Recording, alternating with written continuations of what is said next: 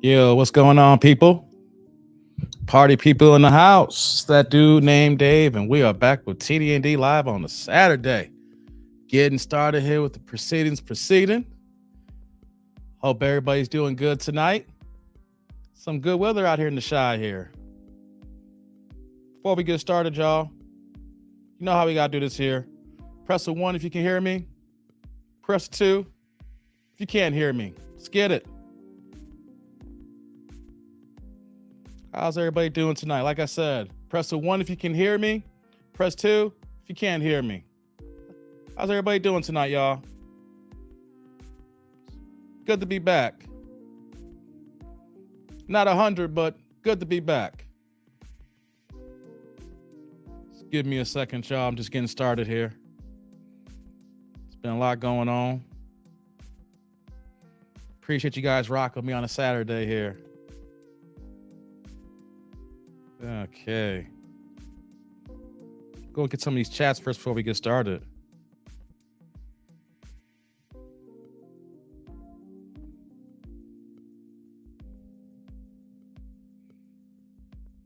Y'all chatting a lot already, y'all. Y'all just bear with me for a second here. We gonna get into it tonight. We gonna get into it. Gotta get these likes up, y'all. If y'all came in the building, press that like button. There we go. Man, a lot going on, man. Really, really busy. Let's see here, y'all. Give me 1 second. Alrighty, let's get this here. How's everybody doing tonight? Oh, yeah. It's a little bit after 7 o'clock Central Time here in the Shy. Man, it was a nice day today. Had a lot to reflect on. What's going on, educator? It's the first one in the chat here from earlier. KS cut her surgically during the she's still having flashbacks. Hey, man, y'all killing me. What's going on, Omega? How you doing? Yeah. What's up, Daniel? I got your new account. Said he was having YouTube problems. Yeah. Hey, what's going on, Sheila? How y'all doing? Glad to see you here. Yo, we got Clotus in the house here. Yo, when you come into someone's house, it's good manners to wipe your feet, hit the like on the way in. That's right, Clotus. Represent for your boy, man. I appreciate that, y'all. Hey, what's going on, honey? Glad you're here. What's going on, Steve? D. Samuel from the UK in the building, y'all. What's going on, man? How you doing? Hey, how you doing, Eric? Glad you're here, man. You're here every day, bro. Yeah. Hey, we got Mob in the house, y'all. Back like you never left, man. Yeah, we'll talk about that in a little bit, man. I can't believe I lost my voice this week, man. You can tell I'm kind of babying it right now. You know, I don't know how long I'm gonna go tonight, you know, but this might be the last live stream of the month. You know, it's end of August. I don't know what time I'm gonna have, you know, the rest of the last few days. So I figure I wanted to cam up one more time on the live stream front here, you know? Hey, what's going on, Clifton?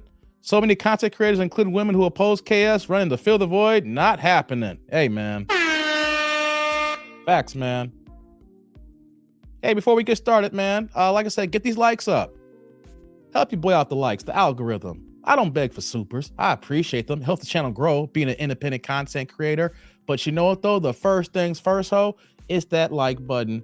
Anytime you watch any of my videos and you're here all the time, all you got to do is boop. It takes less than a second to press it. Ain't going to hurt anything. It's not going to hurt. Click that like button, you know? Hello, Dave in the tribe. Hey, what's going on? What you say? I'm glad you're here. Hey, LT. Yeah, we got Javon in the house here. Yeah, y'all chatting it up here, man. We about to get into it, y'all. Yeah. Okay, y'all. What's going on, Mondo? Hey, I'm glad you're here. Yeah, y'all coming in full effect on a Saturday, man. This is dope.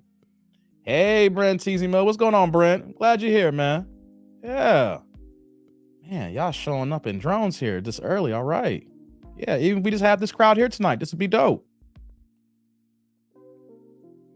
PlayStation Gamer says, I watch ads and I like the video. Hey,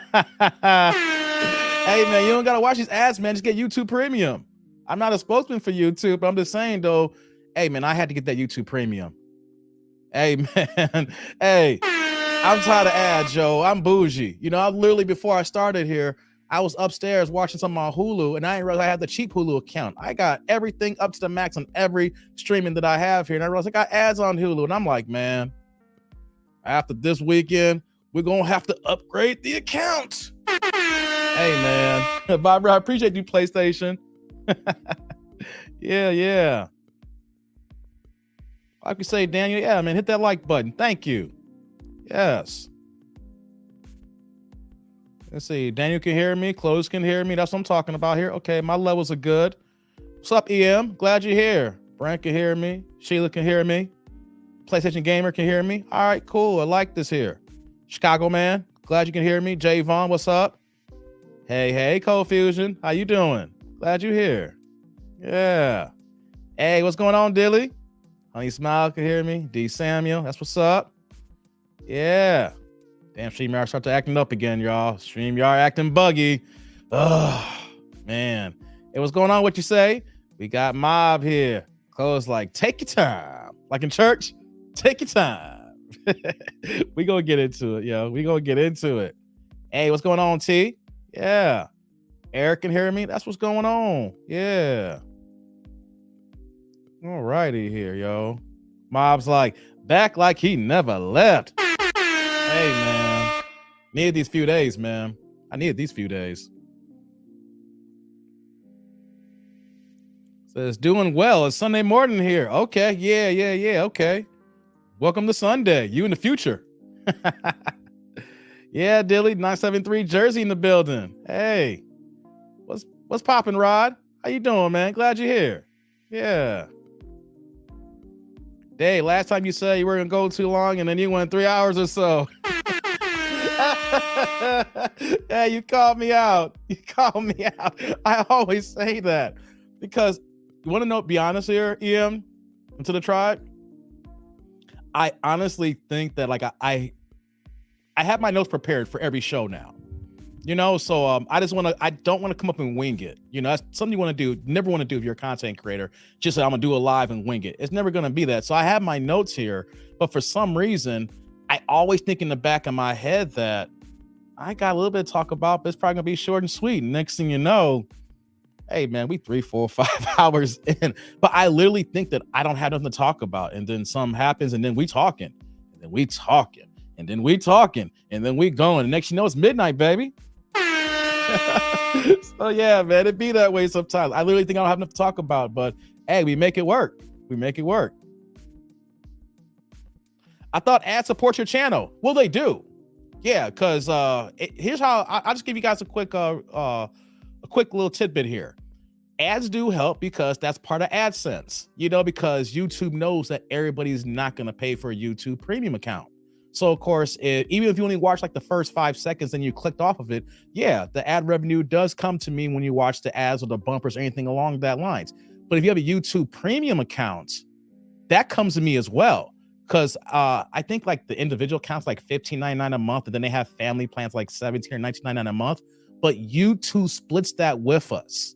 So if you pay for a premium account, just know that part of that monthly goes to the content creators who you watch. So just like a breakdown, like if you watch a certain percentage of my channels during that month, then a percentage of that, let's say example, $15.99 in that YouTube premium, that cut goes to me. The other half goes to YouTube. The same thing with the ad revenue. Like we split it 55-45 in favor of the content creator. So if you have a YouTube premium account, just know that YouTube does split that with us. So if you tired of ads, not just for my channel, if you tired for ads for any channel you watching, and you're like, you know what? I'm just gonna go ahead and drop this monthly cost here so I can just go ahead and live free here. It goes to me.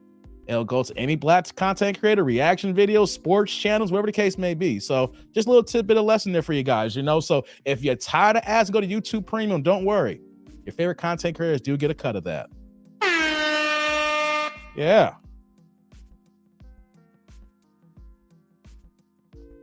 Brent's like, Rod hanging out with Dave and this tribe is always a great experience. That's what's up. Okay, veteran, you can hear me. Dope. Dr. Hood is in the house. Salute. How you doing, man? Glad you're here. Roy's like, save that voice, don't sing. Hey, man. Come on. Why you got to get at me like that? Why y'all do me? Y'all know. Y'all like my singing. Y'all know how I get down. You know you like my 90s cronin, you know? Hey, I used to be, I'll give you some silk next thing you know. Hey, don't get me started, you know, Blackstreet. Hey, come on, cuz, come on. Don't get me started, you know? I feel like an R&B star right now with my turtleneck on. I took my 2 strands out, man. The locks are hanging. Hey, don't get me started, man, Roy. You gonna get it started, man. Like Michael, man. What's going on, Kiki? Just popping in for a while, going to church this morning with a Filipina, barbecue later. Mike knows the story. Hey, man, I hear you. You living that life there. Good for you, Kiki. Good for you. Let's see. Hey, what's going on, Ziggy? Back off in this B. Got my snacks this time. There you go, man. Yes, sir. Man, I swear StreamYard is buggy. Man, I gotta send them a note. Thanks, that dude. I didn't know it worked like that with the premium account. Yeah, man. YouTube splits it. I'll just say this really fast here. We're going to have these conversations over and over again. So I broke down the YouTube premium. I broke down how the ads work and also the supers. Now the supers go 70-30 into the content creator. So just let you guys know, if y'all give the supers, 70% of that goes to me. Now, if you go the Cash App route, just know that I get all that. But just know that I understand why you want to donate supers, because I highlight those and put them on the show. And of course, I showcase how you are supporting the channel and content creation. So just know that I love both supers and the Cash Apps, but just know that I get everything from the Cash App. But if I don't have my phone looking down, which I'm going to integrate that into my system here, so that whenever I get a Cash App, I'm going to get a notification pop up and then I'll acknowledge the people here. But just knowing that I'm still working on that, but the supers do get acknowledged and I see that and I put that on the screen here. So that's how that works here for every independent content creator you're wondering about. He's like, okay, cool. I'm broke cheap. I'll just watch ads and support you guys. Hey, okay. Hey, I get it. You cheat. Hey, we all been there before, you know? It took me a while to say, I can get through these ads. And then next year, I go through a month and I'm like, hey, I love this no ad life. Go ahead and do this for all my accounts. Yeah, I get it though, man. It's all good.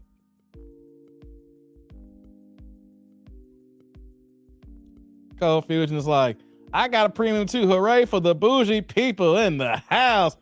Hey, that's the best way to describe it, CF. We bougie up in here with the premium, baby. We bougie. Hey, Dave, I know you can sing. Hey, Brent represents. He knows the deal. Yes, yes. Before I let you go, it's the jam. And that was in my head when I said Blackstreet too. Don't get me. Hey, it's too early. I got to build up to it. I'll sing later. I won't do that now. Y'all going to get me going here.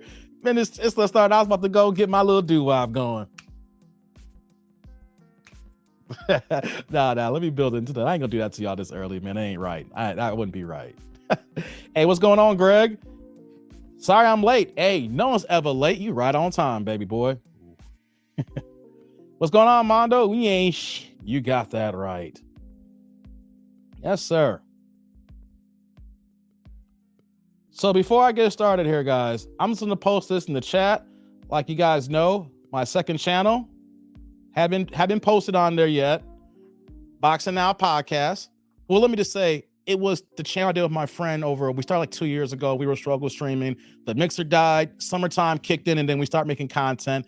I tried to bring it back at the top of the year, but this channel or that, and this channel was working. So now that things are going to full stream, I'm making time for the boxing content, because you guys know that in these live streams, I probably throw a little tidbit of boxing that kills me when I have to stop talking about it. So that's the channel. I put that in the chat here. Go ahead and subscribe to the channel. We're going to get into it. There's a lot of crazy boxing talk, man.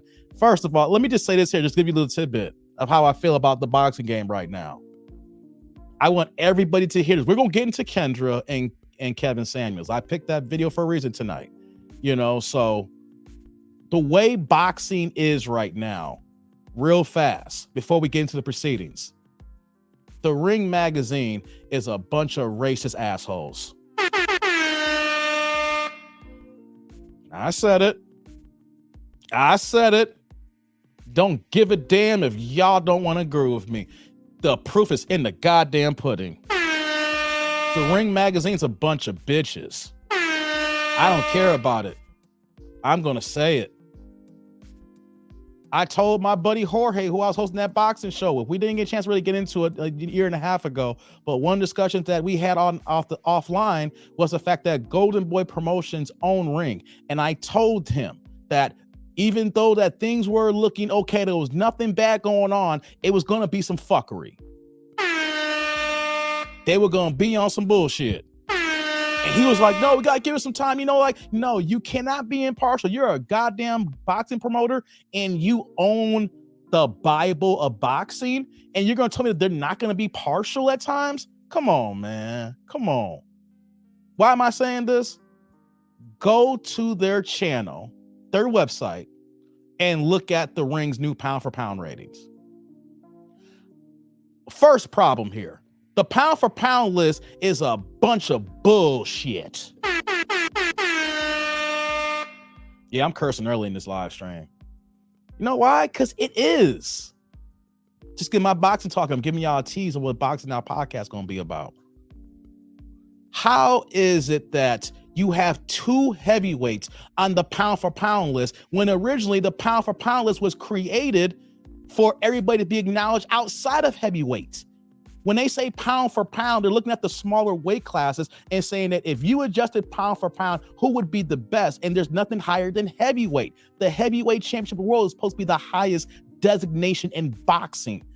You're the king of the hill.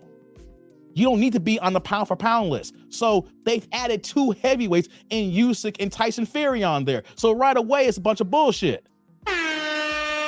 Number two, they made Usyk number one pound for pound. Why is he number one pound for pound when he wasn't number one before? And they elevated number one for beating Anthony Joshua, who he beat before. Joshua was the challenger, and there was a consensus that he was going to lose. Y'all heard it here on my show here when everybody asked my predictions. And I said, I can't get into it because I want to jank up my algorithm. But right now, I am trying to, give you guys a taste because we're doing a soft rollout to the boxing channel. But how in the hell can a heavyweight be ranked number one when Anthony Joshua wasn't even on the pound for pound list when he was champion? Hey, man. Hey, I don't get down with the UK like that. They baby their fighters, right? But Anthony Joshua is black. And how is it that heavyweight champion, when he was champion, wasn't on the list? But then Usyk beats him and gets on the list. Then Joshua is the challenger who everybody thought was going to lose. And he beats him again, and he didn't do it as good because Joshua actually looked just a little bit better this time. Even though he lost, he did look better. And you make Usyk number one, he leapfrogs Terrence Crawford, he leapfrogs Errol Spence. Come on, man. Get out of here with that bullshit, man. That's one. Number two, and I think my man is saying it here in the chat here. What you got here, Ski? The fact that Devin Haney wasn't on the list told me everything about that flawed list. Hey, man, that's what we getting to here. Devin Haney is undisputed at 135 pounds. He got all the belts. He has the WBA, the WBC, the WBO, the IBF, and Ring Magazine belt. Hold on here. Alex gonna say, I'm getting to help me out. Are they racist as in black and white, country, or something else? They're racist because if the Ring actually rated the top pound for pound list, it would be the nigga list. Y'all heard that. I said it. If they were honest and put the top 10 fighters, regardless of the weight class, pound for pound, and remove the heavyweight division, it would be the Nick list. Okay, Usyk ain't supposed to be on there, but they gave it to a white heavyweight. I know he's Ukrainian, but he's white. Anthony Joshua wasn't on the list. Anthony Joshua was on the list, but they elevated him after he beat him a second time. Devin Haney, I'm getting back to that now. Undisputed at 135. Got all the belts. All the belts. Right? When he fought George Kambosos Jr., he took less money than he was making at the zone. He took the less money to get the fight. He went to his country, went down under in Australia. He was already elevated WBC titleist.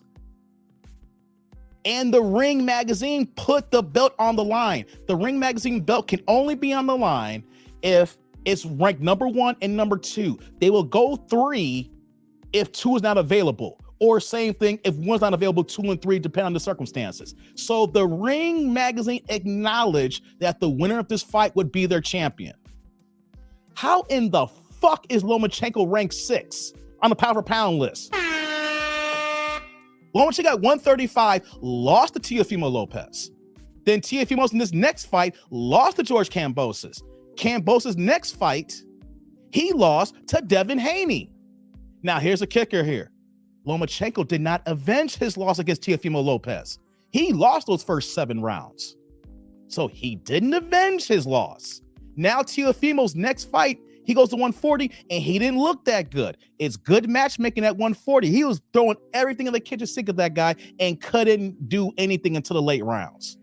If he was in with a real world beat at 140, Teo got his ass whooped the other week. How is Devin Haney your champion? You acknowledge that his last fight was for the ring belt at 135. You acknowledge that the winner of this fight not only would be undisputed, the ring, there is nothing to talk about here. But then you're gonna put the man who lost above him. And then you don't even put him on the list. Come on, man. Come on.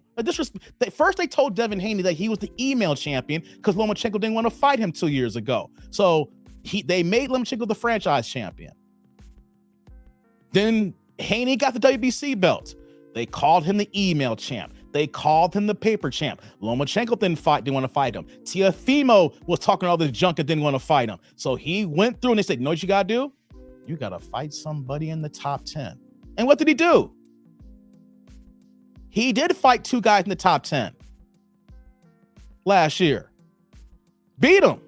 Matter of fact, I can't think of the guy he beat. I can't think of the names right now. I'm a little droggy here. But if you look at the last couple of fights he had, the taller fighter thing, I have a brain fart here, but he also fought Lomachenko. Lomachenko was dropped by old dude. I can't think of his name right now, but if you look at Boxing Rec, look at the stuff here, the stats, who Lomachenko was dropped. Devin Haney didn't get dropped by him. He got hit with a good right hand in the 10th round, but he beat him decisively. Hold on, let me ask something here. How the fuck is Lomachenko top 10 pound for pound list when he got 2 losses and hasn't even avenged those 2 losses and only got 18 fights? Come on, man. You're going to put someone pound for pound when he ain't avenged his losses. Oh, let me continue here. How is Jermell Charlo undisputed at junior middleweight? And he's number 9.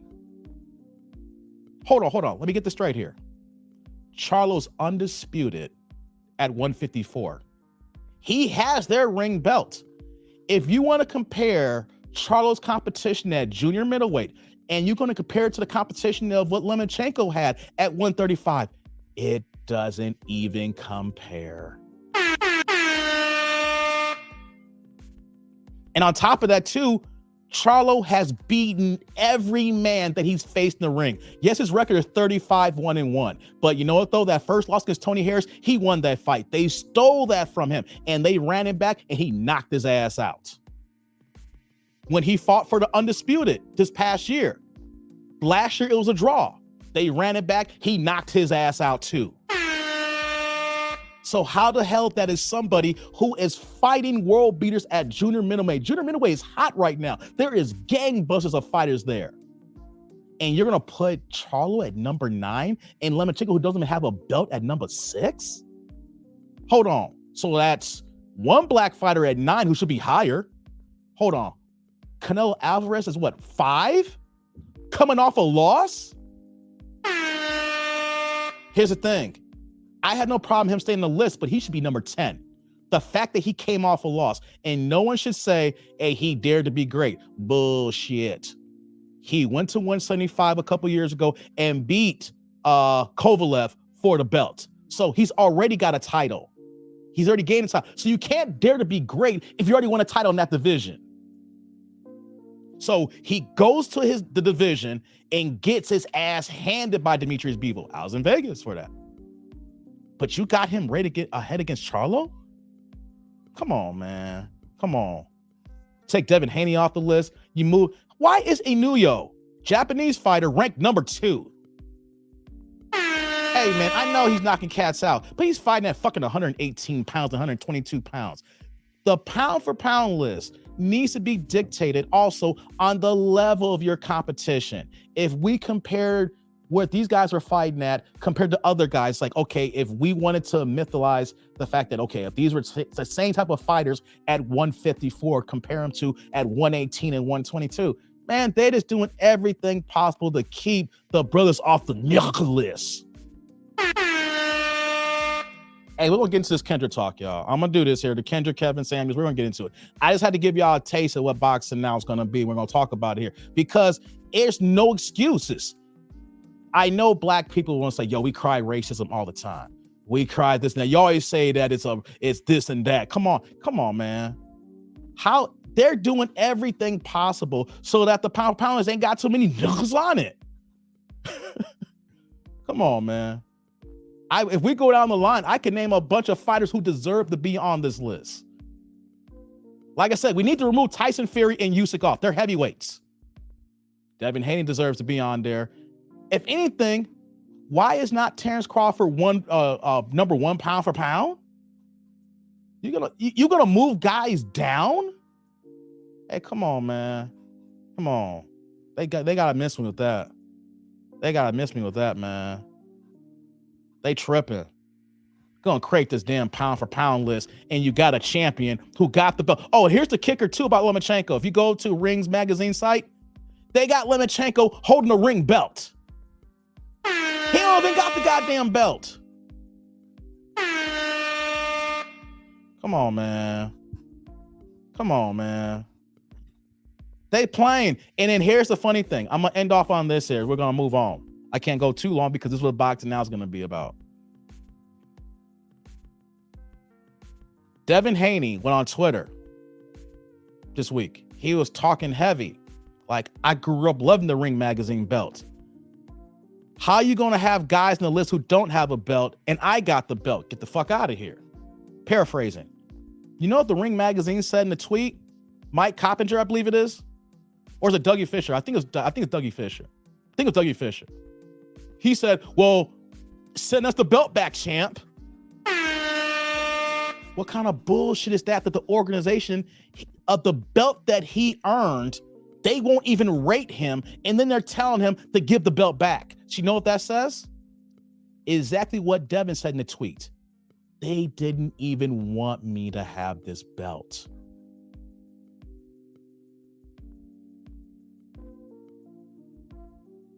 Always doing black fighters this way, man. Always doing black fighters this way. I'm sorry. They dogged out Deontay Wilder for not speaking at a press conference, having headphones on. Didn't speak, just was quiet. And they said how problematic he was. What is wrong with him? Tyson Fury is the heavyweight champion of the world, and he is banned from coming to the United States because he hangs with murderers and gangsters. But they don't want to talk about that. Come on, Deontay Wilder has some goddamn headphones on. Tyson Fury is hanging out with gangsters. But Deontay Wilder has a problem. Come on, man. Come on. Hey, let me ask him too, that pound for pound list. Josh Taylor is still on that list. I think they got him like 7 or 8. All right. He's undisputed at 140. But what happened in his last fight? What happened in his last fight? He won, but everybody thinks he goddamn lost that fight. So for him, he was supposed to go to welterweight after that fight. But since everybody believed he lost and got a gift decision, trust me, watch Josh Taylor's last fight, turn the volume off. You know he got his ass beat. He's running it back. So you got a guy who everybody clearly see that he lost his last fight, and you got him rated above Charlo, who's avenged everybody he's fought. You got him above Devin Haney, who's an undefeated fighter. Come on. Wait a minute. Lomachenko got 18 fights. Charlo has 36 fights. And on top of that, too, why are people so resting on Lomachenko's gold medals? That was in the goddamn amateurs, yo. Them gold medals don't mean nothing in the pros. They want to throw all this, oh, he's a two-time gold medalist. Yeah, he was fighting at 26 years old against 16, 17-year-olds. If you're in the Olympics and you're a grown-ass man, you're supposed to be beating kids. Come on, man. Come on. I got to move on. Just got to get that off my chest. The ring sucks, y'all.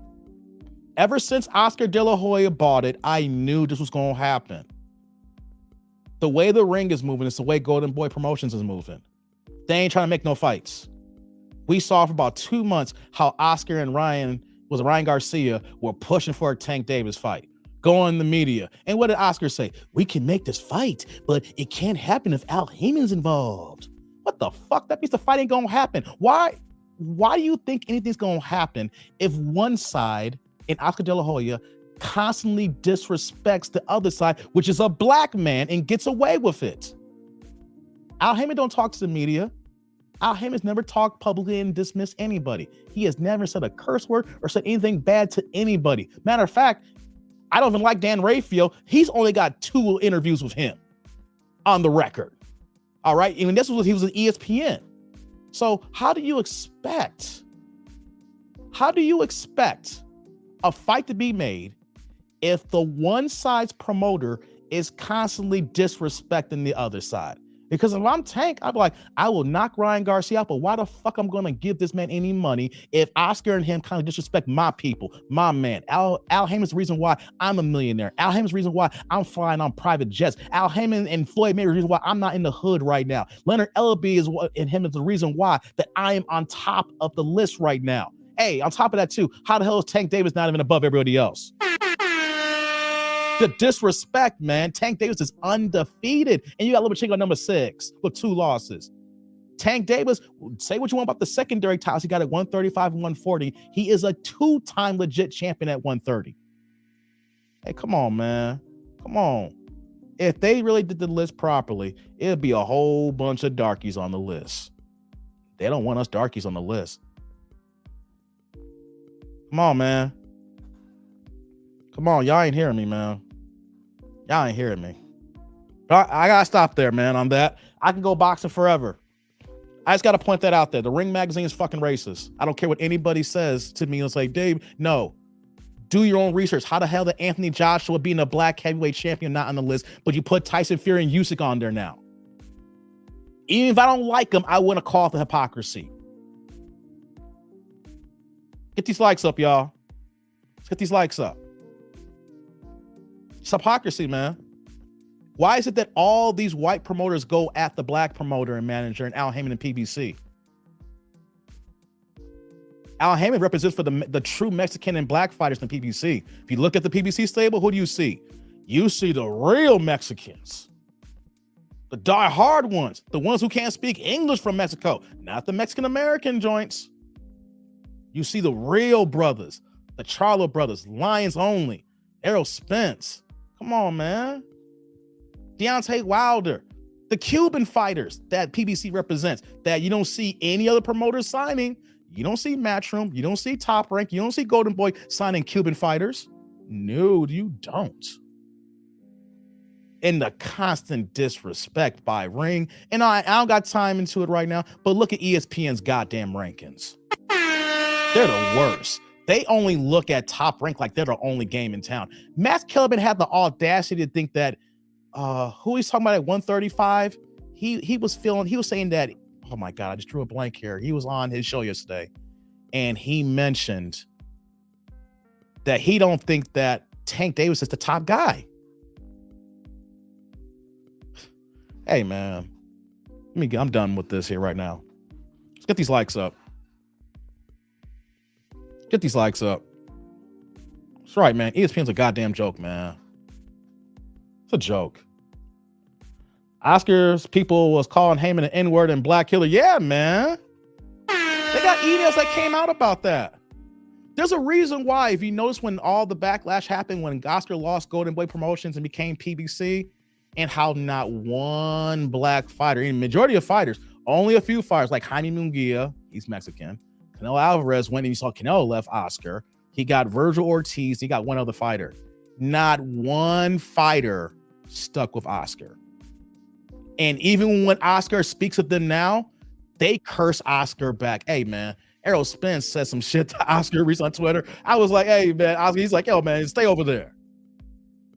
You know, so, hey, man, I got to call how you call it. Got to call how you call it. It's plain as day. And y'all know I can own up to it. Boxing is racist as hell. It's the one thing that is tribal in most sports here. You got your diehard Mexicans here. You got your UK over here. You got your Americans, but then you got Black America, and then you got white America. Then you got your Puerto Rican fighters. Here's the irony, though. Puerto Rico is part of America, and then it's like the disrespect on that side. Hey, man. Hey, it is what it is. But I said what I said there. So you know what you guys got to do here. Do me a favor. We're going to launch this site here. I'm posting back here again. Go to the channel and subscribe. We're going to have more talks like this in the future.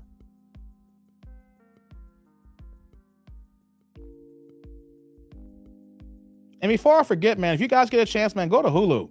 That new Mike Tyson show called Mike. Hey, man, they dropped the first 2 episodes. I know Mike ain't rocking with it. It's damn good. It's a really good show. I was watching that before I got on. You know?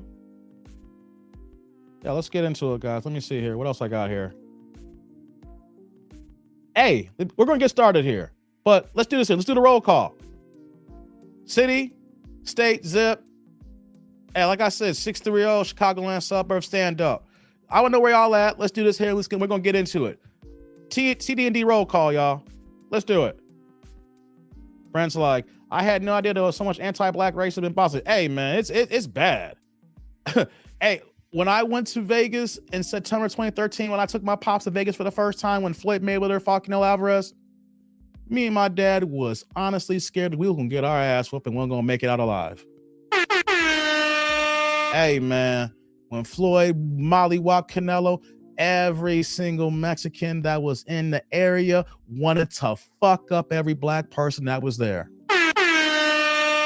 Hey, man. Hey, yo, this is the last boxing toy. We're going to get into it now.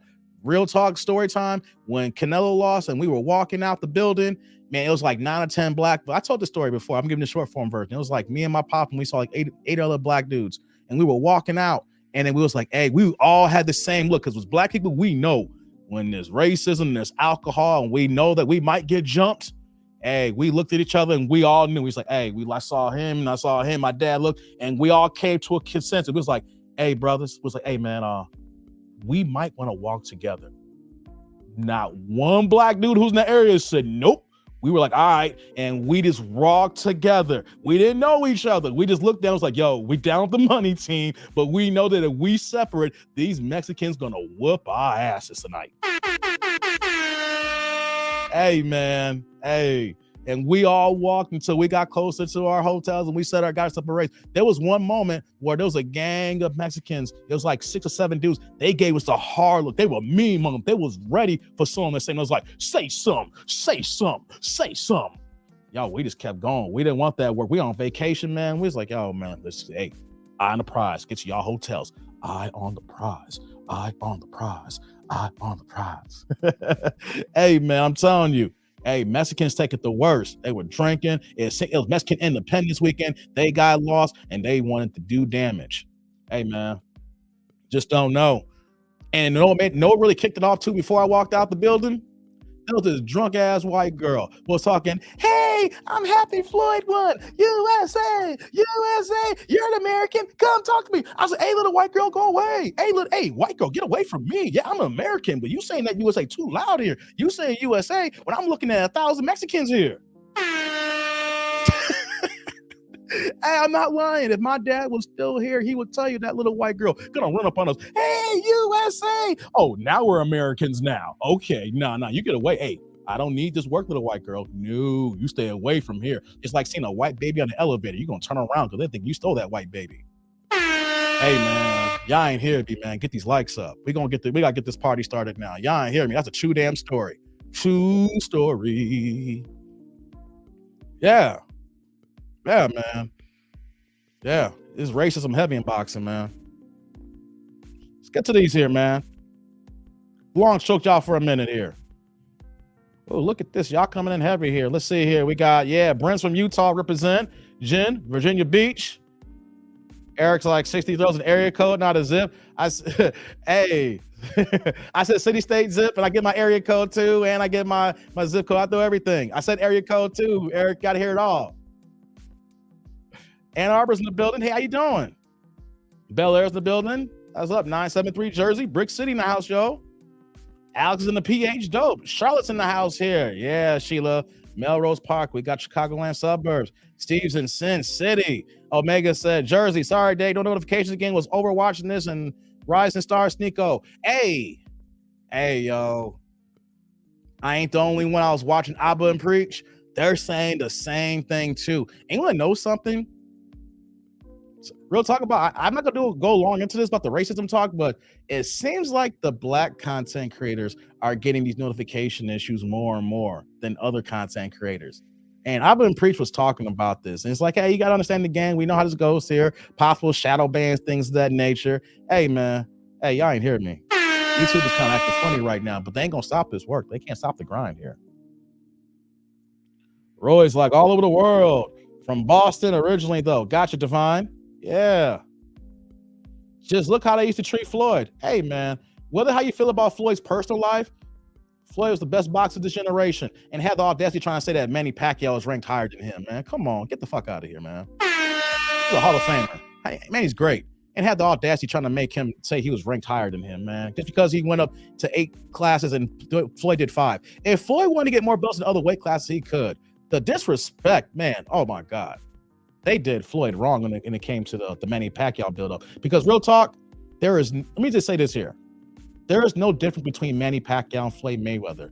The only difference is one says, I'm a bachelor, I'm not getting married, living this life here. The other one claims to be a Christian and a family man. But you want to know something? You take away those two tags here behind the scenes, they're both the same goddamn person. If anything, I think Manny's worse because he wears his Christianity on the sleeve and still does that bullshit fuckery that he does here. Come on, man. He out here preaching, I like to say about my love of God and everything. And he out here wilding on his wife and having extra side babies and then the whole nine. Come on, man.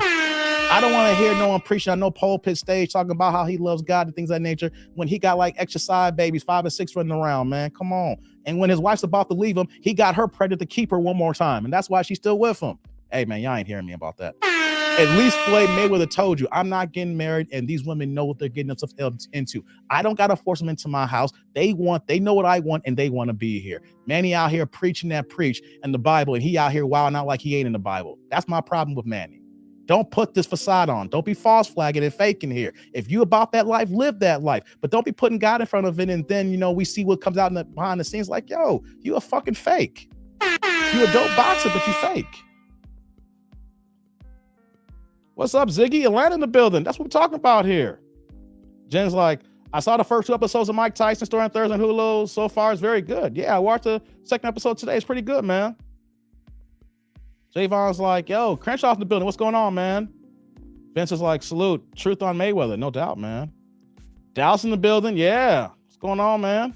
Got Dallas in the house here. I was there at that fight. The essays were in their feelings. We had to put a couple of them to sleep.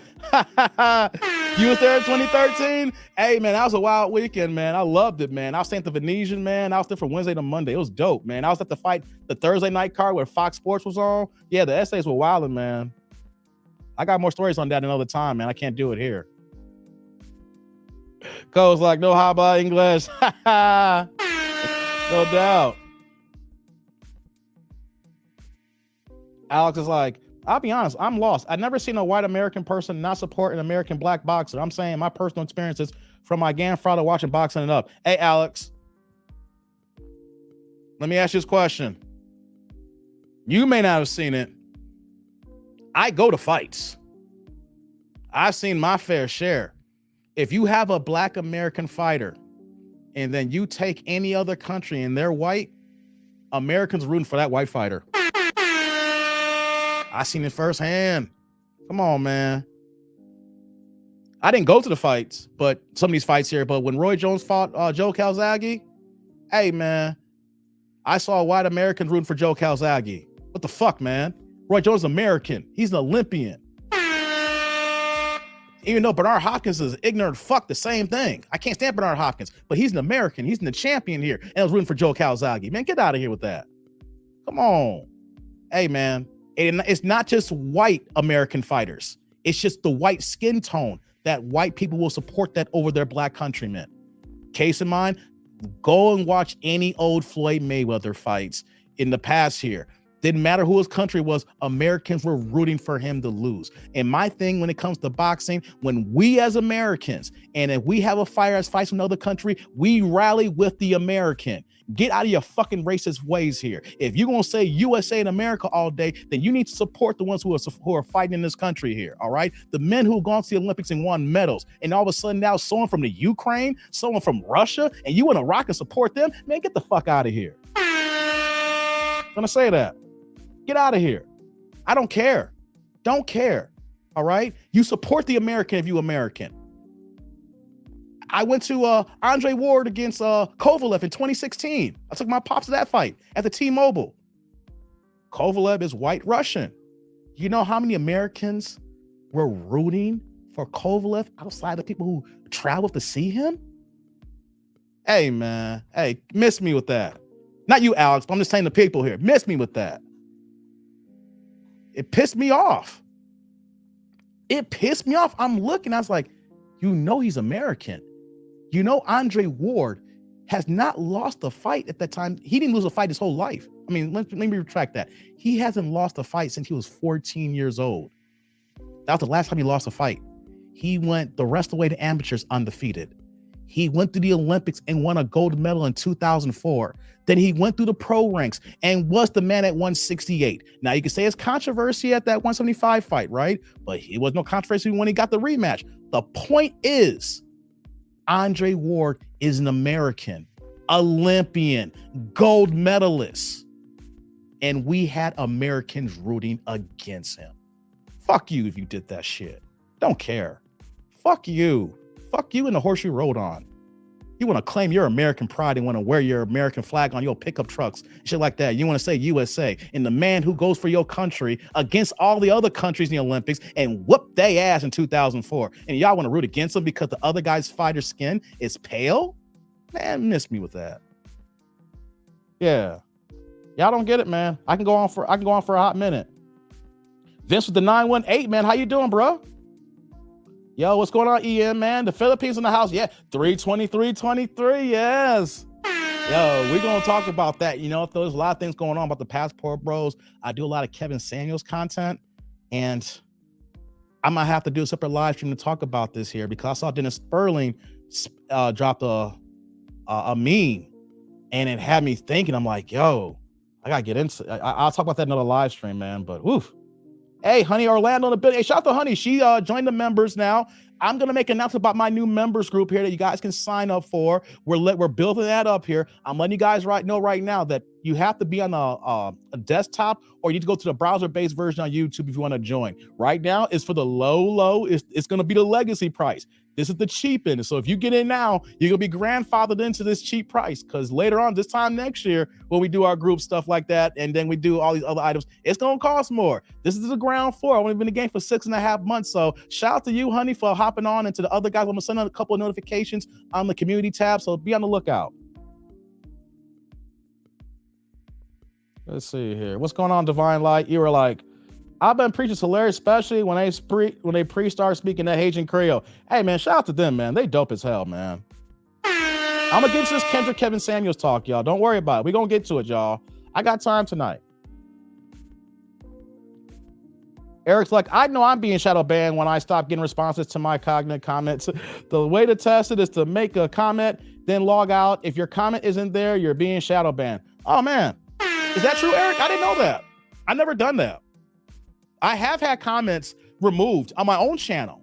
I had someone trolling me and I would type something and it kept getting removed. So I don't know if YouTube, I don't know if that person was reporting my comments or if YouTube was just pulling it out. Because every time I would go there and I didn't have to log out. I would just go out of my studio app and I'll go back in and I'll see my comment gone. And I'm like, oh, forget this. I ain't trying to deal with it no more. But just know there's a couple of trolls out here. I'm getting to a point right now that at first it was funny and now I'm like, I'm just getting tired of bullshit. So y'all about to get blocked. Y'all about to get kicked out pretty soon. I don't feel like dealing with y'all no more because now you're not even being creative. You're just saying stuff just to be the opposite. For example, I dropped that Kevin Samuels video today, and that's an older one. The rehab about the woman with the 3 kids. You know how she left her husband and got the audacity to say that maybe her husband was a burden. That's why she left. Didn't even watch the goddamn video where that the woman said that she still loved her husband. She was the burden when you say, because she didn't have to work. He raised the kids. He was there. She left because she thought she could do better. She stated that she left because she thought she could do better. And her comments about he was a burden. Get the fuck out of here. I'm going to tell you, you got one more comment. You got one more. You know who you are if you're watching. But here's the thing. I'm tired.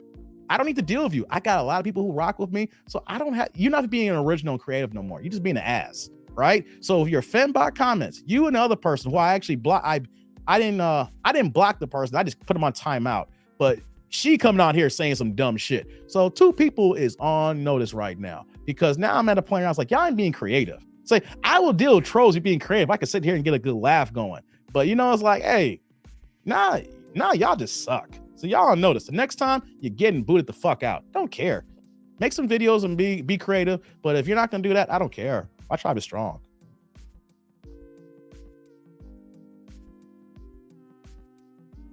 Let's see here. Mondo's like, I never subscribed to the Ring Magazine and Joshua sucks. I'm sorry, I don't respect him. Bomb Squad. Hey, I don't like Joshua either. I'm just making the acknowledgement that Joshua had belts and they didn't put him on there. And the same thing with Deontay Wilder. Deontay Wilder was a WBC champion and made 10 defenses of that, not including the one he won when he won the title, and he defended it and he was undefeated and he only lost to Fury. And they didn't have his ass on the list either, too. Come on, man. Y'all ain't hearing me. Y'all ain't hearing me, man. Racism at its best, man. It's magnifique. Like the movie The Great White Hype. Yes, man. I love that movie, The Great White Hype, man. That movie was dope, man. I love it. Oh, I might have to watch that movie again, man. I love it. Damon Wayans. Hey, man. Come on. I'll go blind before I root for a Rusky. Got that right, man. Hey, what's going on, Dave? Keep doing your thing. Thank you. Divine says, funny thing is, when I wear a hat with the American flag, I get the weirdest stares, but could care less. Yeah. Probably because you're black. You know, when we see a black person wearing an American flag, people's going to look like you're wearing an American flag. But hey, you know what, though? This is our country. Say what you want about it. This is where we live. I'm going to get into this Kendra talk in a second here, guys. We got to get into it now.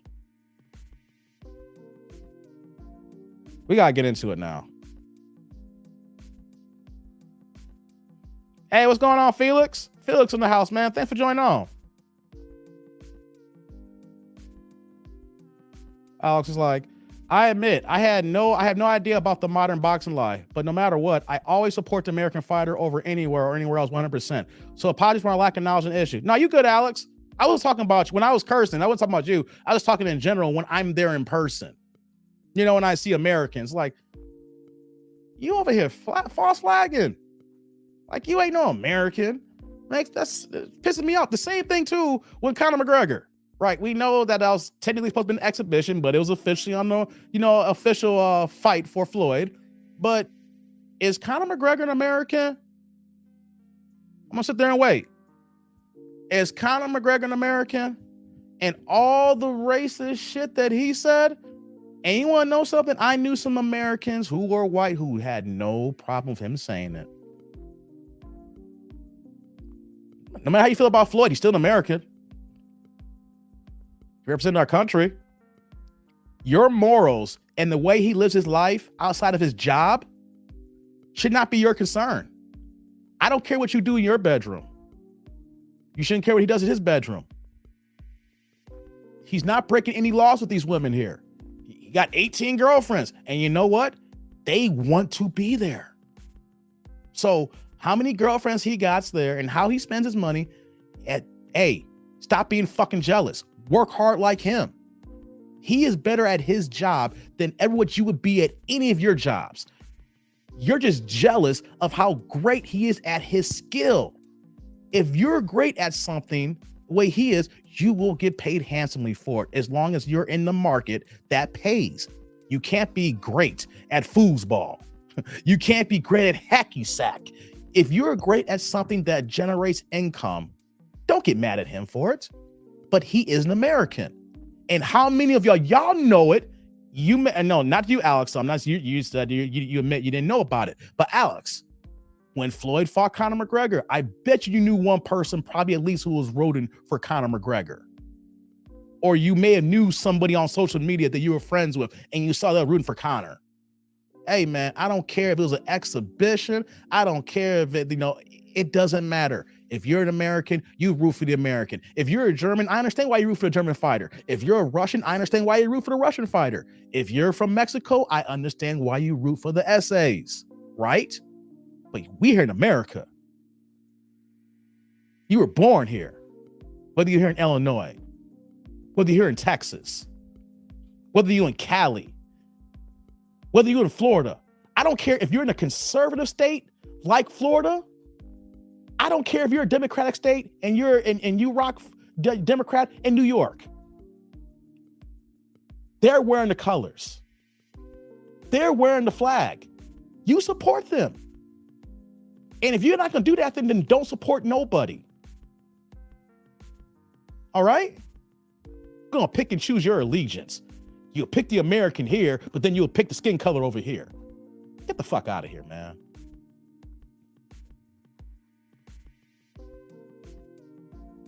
It's like baseball games are worse, non-American players. Hey, you're right. I quit baseball because of racism. My dad pulled me off I never forget the last game I ever played. My dad ripped my jersey off my back and threw it at the coach and said, I didn't sign my son up for this bullshit. I cannot forget that. 1992. That was the last time I played an official baseball game. And I could play baseball, y'all. I was 12 years old, throwing 70 miles an hour fastballs. Come on, man. 70 plus with this right arm.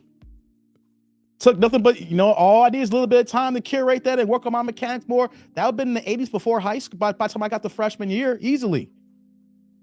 It could have been thrown easily mid-80s. No problem going through high school. And who knows what happened if I stuck with it and getting. If I could throw 90s, that'd be no problem. If I'm throwing 70s at 12 years old, it's nothing but natural progression, as long as I didn't have no Tommy John injuries or major elbow stuff like that, right? Never forget, the year before, 1991, I was the youngest kid on the team and the only black kid on the team. You want to know what happened? I was the starting third baseman. I batted either third, fourth, or fifth. I was the fourth pitcher. The other pitchers that were above me, since I was the youngest kid, they aged out of the division and ended up playing either middle school baseball or high school baseball. So how's it the very next year I'm riding the bench when all these high school kids, I was competing with them and I was throwing just as hard as them and I could outrun, and I was the fastest kid on the team. They didn't even put me in the goddamn outfield, my old coach. Oh yeah, couldn't even understand it. Well, I knew I understand it, and my dad knew the writing was on the wall when we did outfield drills.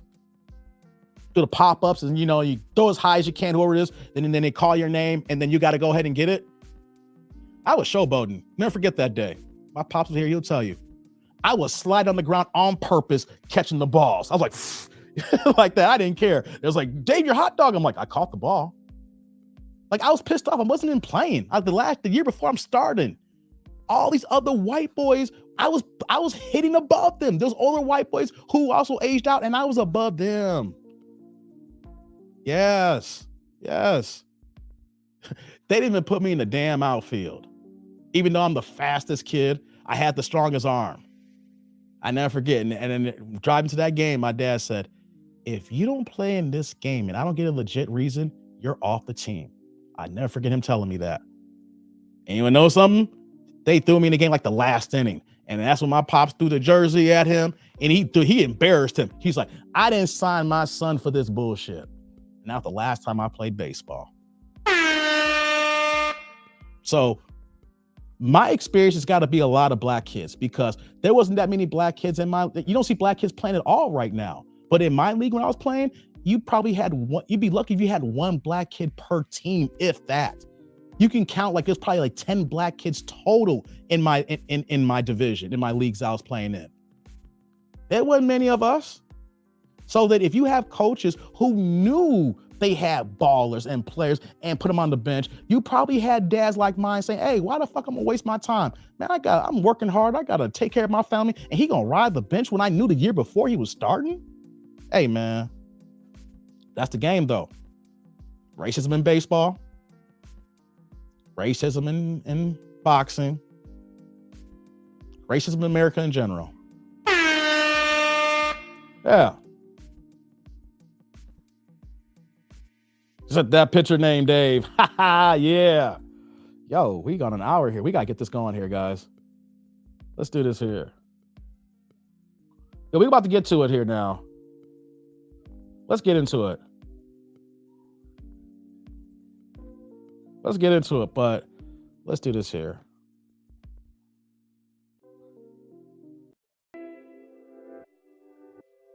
Hey, real fast before I get into it, shout out to everybody who's been here rocking with me. I lost my voice and and I got it back. Like you can tell, I don't know if you guys see how I'm talking right now. Um, I have to understand that I want to bring you some forefront to the tribe before we start the video here. That when men have a problem or men deal with stuff, we learn from it and then we apply what happened so that the bad part doesn't happen again. Understanding the rights, wrongs, or your mistakes and mishaps. And what am I saying about mistakes and mishaps here? I went 7 out of 8 days live streaming. I went at least 2 hours and 10 minutes on my shortest video, and it was like someone said in the chat, I went 3.5, 4 hours. I had over 19 hours of camera talk time. And then I still drop reaction videos on top of that. And I wasn't doing the proper preparation, which I know now. Like, my voice is an instrument. My voice is important for me doing this YouTube job. This is a job. This is full-time. I was trying to pretend thinking that YouTube was part-time. No, YouTube is full-time for me now. Even if I only drop one reaction video that's 17 minutes long, what I had to do that day, whether it's me recording that video, watching that video over again, uploading it, responding to all the comments in my comment section, going through my analytics, responding to emails, doing research, looking at other content creators channels, talking to my boy Mike, it's full time. So I want to real fast speak to men to let you know that, or especially for the ladies here in the chat, that when we do have some things that happen, do we learn from it or do we keep doing the same things over and over again? Because here's what I learned from this here. I can do a live stream show every day. I can do at least a 2-hour show every day, and it's no big deal. My anxiety you want to get in my way and tell me, you can't do this, that dude. But you know what though? I proved that I can. But here's the thing.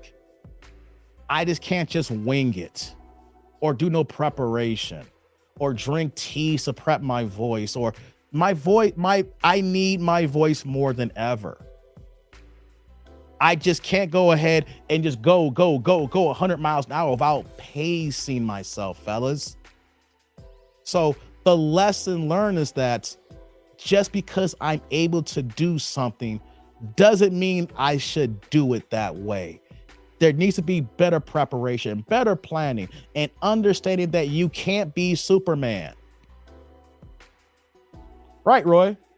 It's a marathon, not a race. So I want to speak to the guys and know that I want to be an influence.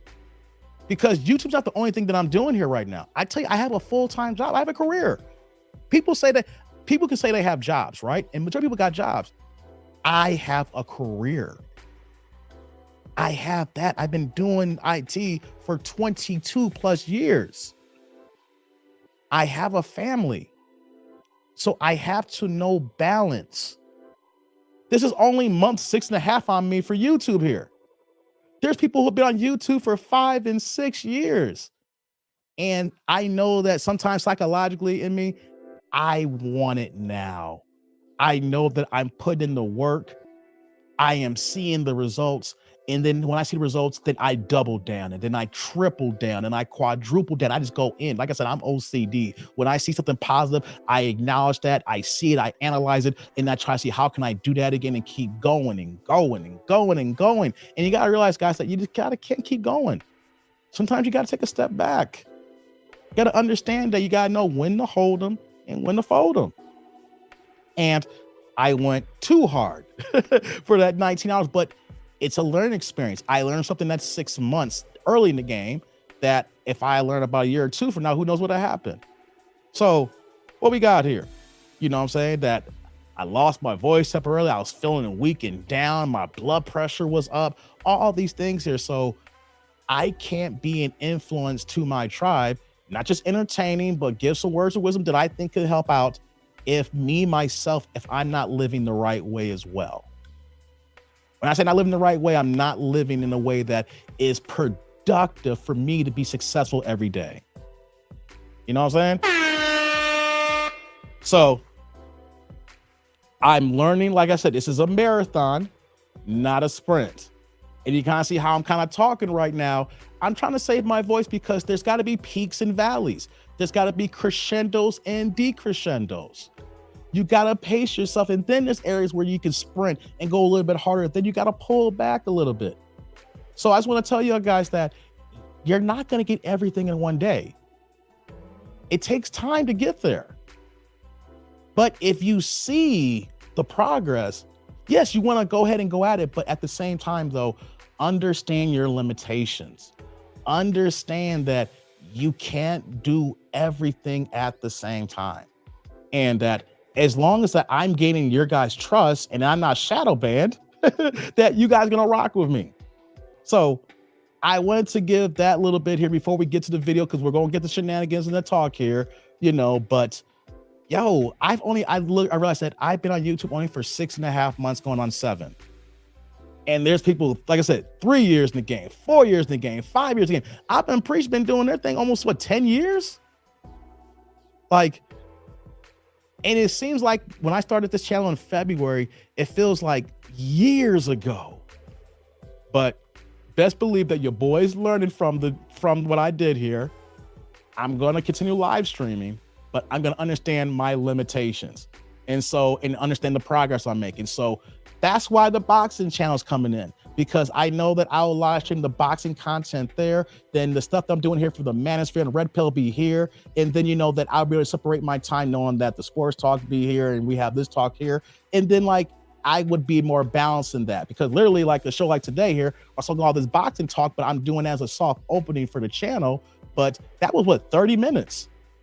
That goes to the boxing channel, but I could literally do my other topics I want to speak on to that point here. So it's all about balance, understanding your strengths and weaknesses, but also knowing that we are human. We can't be Superman. We gotta understand that, hey, sometimes you gotta take a pause, take a chill break, and then we all gonna get it. So I just want to say that here for my guys in my tribe here, because if you see my analytics, like I said, this is a men's channel. The men rock with me. We got ladies here, and that's dope. But the thing is that I want to pour into my fellas. Whether you could be ahead of me. You could be ahead of me in this rat race here. But here's the thing, though. There could be someone who is lower than me that can give me advice. The same time that someone that I am lower than them, I can give them advice, and vice versa. I'm the mastermind class with the lead attorney. Hey, man, we're learning so many things here. And I know at times, you know, like I think there's there's 2 other content creators who probably have the most subs compared to like lead, you know, he's the top dog, but everybody else are brand new. And we can't look at each other like the new ones can't tell us anything. You know, if you're older, a new person can tell you something. If you're older, you can listen to someone new and vice versa. So yeah, I just want to let you know that, hey, I went hard, but it's like working out. You can't go on the bench press and drop 245 plates on each side, 225 pounds, if you're going to go ahead and rep out 10 times if you ain't worked out in about a couple of years. What you're going to do is go ahead and you're going to throw that one plate on each side, 135. Let's warm up. Let's do a set of 5, you know? How do you feel? How do your chest feel? You know, and everything. You're going to be sore. But so, okay, then I'll do 135. Then let's throw a couple of, let's do 210s. Let's do this, make this 155. You know, and then maybe I'll go 175 the first day, you know, and we'll do 3 sets. And then the next day, how do you feel? You feel sore? Then you kind of build from that. You can't go from 135 and I'm gonna go ahead and put 3 plates on each side and bench 315. That's what I was doing my live streaming last week. I said, you know what? I'm gonna go for 135 and I'm gonna go ahead like the NFL combine and I'm gonna try to do all these reps. So I appreciate you guys rock with me through it. Learn a lot, but you know what though? That dude learned a lot. Each one, we build in here and we learn our limitations and know how we gotta go strong here and know when to fall back. All right, man, I had to say that. Y'all still here, Saturday night. You notice I'm monotone, like I'm not as animated, you know, but you know, I got a little bit of coffee here. You know, had it for a while, but you know what else I got? I'm probably not gonna finish that coffee. It's too late for me to that, unless I'm gonna stay up all damn night. But you wanna know something I do got? Your boy got his Moet Rosé. I love it. Some Moet time. Let's get into it, guys. Let's get into it. Y'all know what y'all here for, right? Y'all know what y'all here for. Let's do it. Hold on, give me 1 second, guys. Let me pull this, give me 1 minute.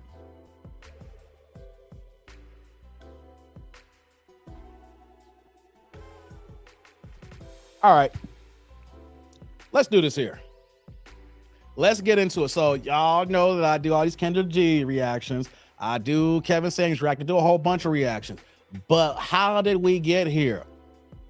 How did we get to this point here of Kendra with all the fuckery, y'all?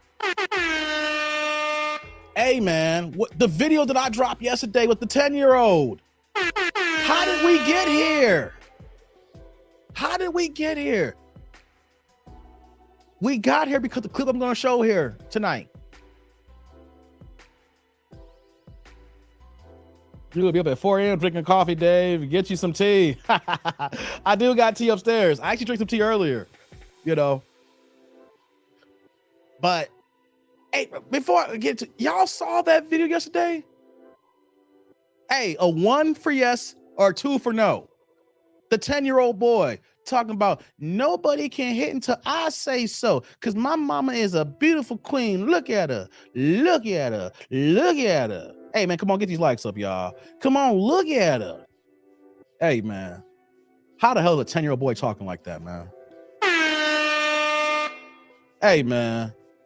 Hey, man. And Kendra just laughing, kicking, just co-signing it, man. Like I said, it was disturbing. Yeah. You didn't see it? Oh, go to my channel after this live stream. Hey, I got, hey, man, if y'all ain't seen it, hey, man. Oh, I thought everybody, hey, man. Hey, y'all, if y'all ain't seen the video with the 10-year-old that I dropped yesterday, it had to be probably the worst Kendra G video ever. Y'all gotta check it out on my channel. Not now. Y'all watching me now. The boy was on the stream talking about the mom was like, he pulled my Facebook account, so I gotta find the man. Talking about my daddy only buys me video games. And here's something I missed from the live stream that when I reacted to it. The last relationship that woman was in was 3 years ago, was the ex, was the boy's father.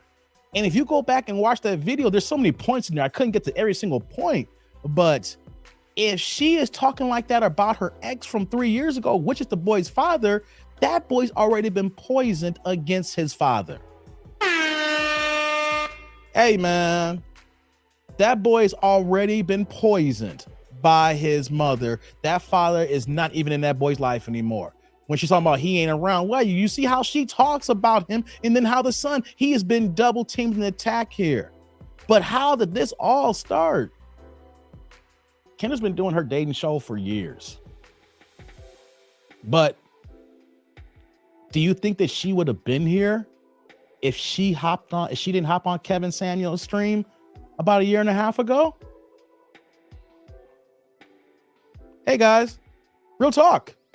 Kendra's been doing her channel for a hot minute on Instagram, on Facebook, and now YouTube recently. I think she started putting herself on YouTube like the end of last year. Like she had a YouTube channel, but the stuff didn't start coming on till like November, December of last year, right? Do you think that she is here today if she does not talk to Kevin Samuels? I don't think so. Because her being on Kevin Samuels' show, being a single successful woman, because she's successful in her career. I'm not going to disrespect Kendra on that notion. You may not like the questions she asked, but you can be in media and do what she do and not say she's not successful. I'm not going to be a hater like that, y'all. You know, we may think that she's not good at what she does on the dating part of it, but she is successful. So I will give her that. Can't knock someone's accomplishments, right? But is she here if she doesn't click on that live stream and talk to Kevin Samuels for almost an hour? She would just be any black woman with a YouTube channel talking like she's talking. Now, of course, she has a base, but no one will be calling her Kendra Samuels. Or when she snaps off and gets mad, it's like, oh, look, now Kevin Samuels coming out now, what happened in that show, right? We wouldn't be having those connotations because she would strictly just be Kendra G. And there's nothing wrong with that. And anybody trying to run this back and snip it here, there is nothing wrong with just being Kendra G. But even when she tried to dismiss the fact that she knew who Kevin Samuels was, because there's clips showing that she don't know who she was, who he is, but then she was on his show a month earlier and talked to him for 45 minutes. You know what I'm saying? But she is not here if it isn't for this particular moment. So we're going to play the video. I was going to do a reaction to it, but I would have to find the spot like a lot of content creators, when they've done it, they made a short out of it, you know, maybe 1 minute. They did a quick video. They found a few parts here where it's like the best part where that Kevin Samuels is checking her, you know, and she doesn't have a response. But I said, you know what? Your boy's a live streamer. Your boy rocks. You got rock with me. We do reaction videos here and then we talk about it, we break it down. So I said, why would I shortchange you guys knowing that other content creators only been giving you the 4 or 5 minutes when then we'll just play the video reacting to it until I can't go no more. Yeah. Get these likes up, y'all. Come on, let's get the likes up.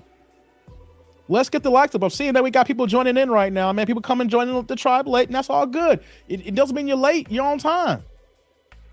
So I felt that we should react to the entire part here because I don't want to miss no parts here. Because here's what's going to happen. If I like I said about the video with the 10-year-old yesterday, I'm telling you the next day how I missed some parts because like I can't react to every single goddamn red flag. You know? So we're going to get to the video now. I long stroked y'all long enough. You know, the voice is doing good here. You know how I'm pacing myself. I'm trying some new things here. Not new, but you know, I'm just trying to make sure that I don't blow the box out. Pause. You know what I mean? So yeah, let's get into it now, guys. Hey, what's going on, Clotis? Eric, like spin the clip. I know you've been waiting, Eric, man. You've been holding on tight, man. I feel you. Yeah, you've been holding on here. PlayStation Gamer says the problem is she doesn't acknowledge or give credit to KS. That too. Hey, what's going on, Kenny? You didn't miss nothing because we started a reaction. No, you missed an hour and 25 boxing talk and me talking ill about people who want to be Americans and they're not Americans. Yeah. Hey, look who's coming in. Georgia. Okay. Hey, David. Chat. See, we got people coming in late here. It's all good here. Hey, right back at y'all here. Likes button, please. Likes. Hey, let's do it now, guys. Let's get to it.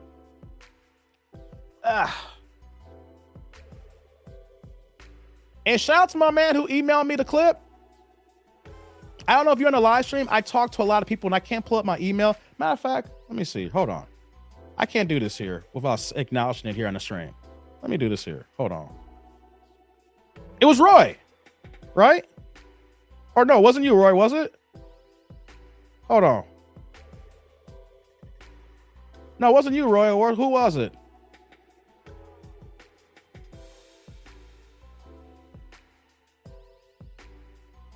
I can't even find the email now. Oh, man, I want to acknowledge to send me the email. And I can't find it, so I apologize, man. But you know who sent the email. Comment, man. I got a million emails here. I apologize. Hey, what's going on, H-Town? Did I miss some shit? No, we about to get started. Yeah, thank you. Yes, it was Tess. Yes. Hold on. Yeah. My bad, man. Yeah. Show some love, man. I got a gang of emails.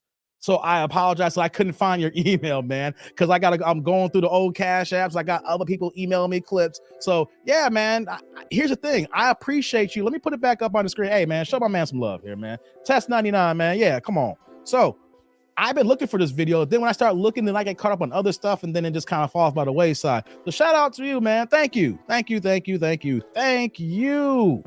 Yes. So we got more people coming in here, y'all. I like this here. Now we're starting now.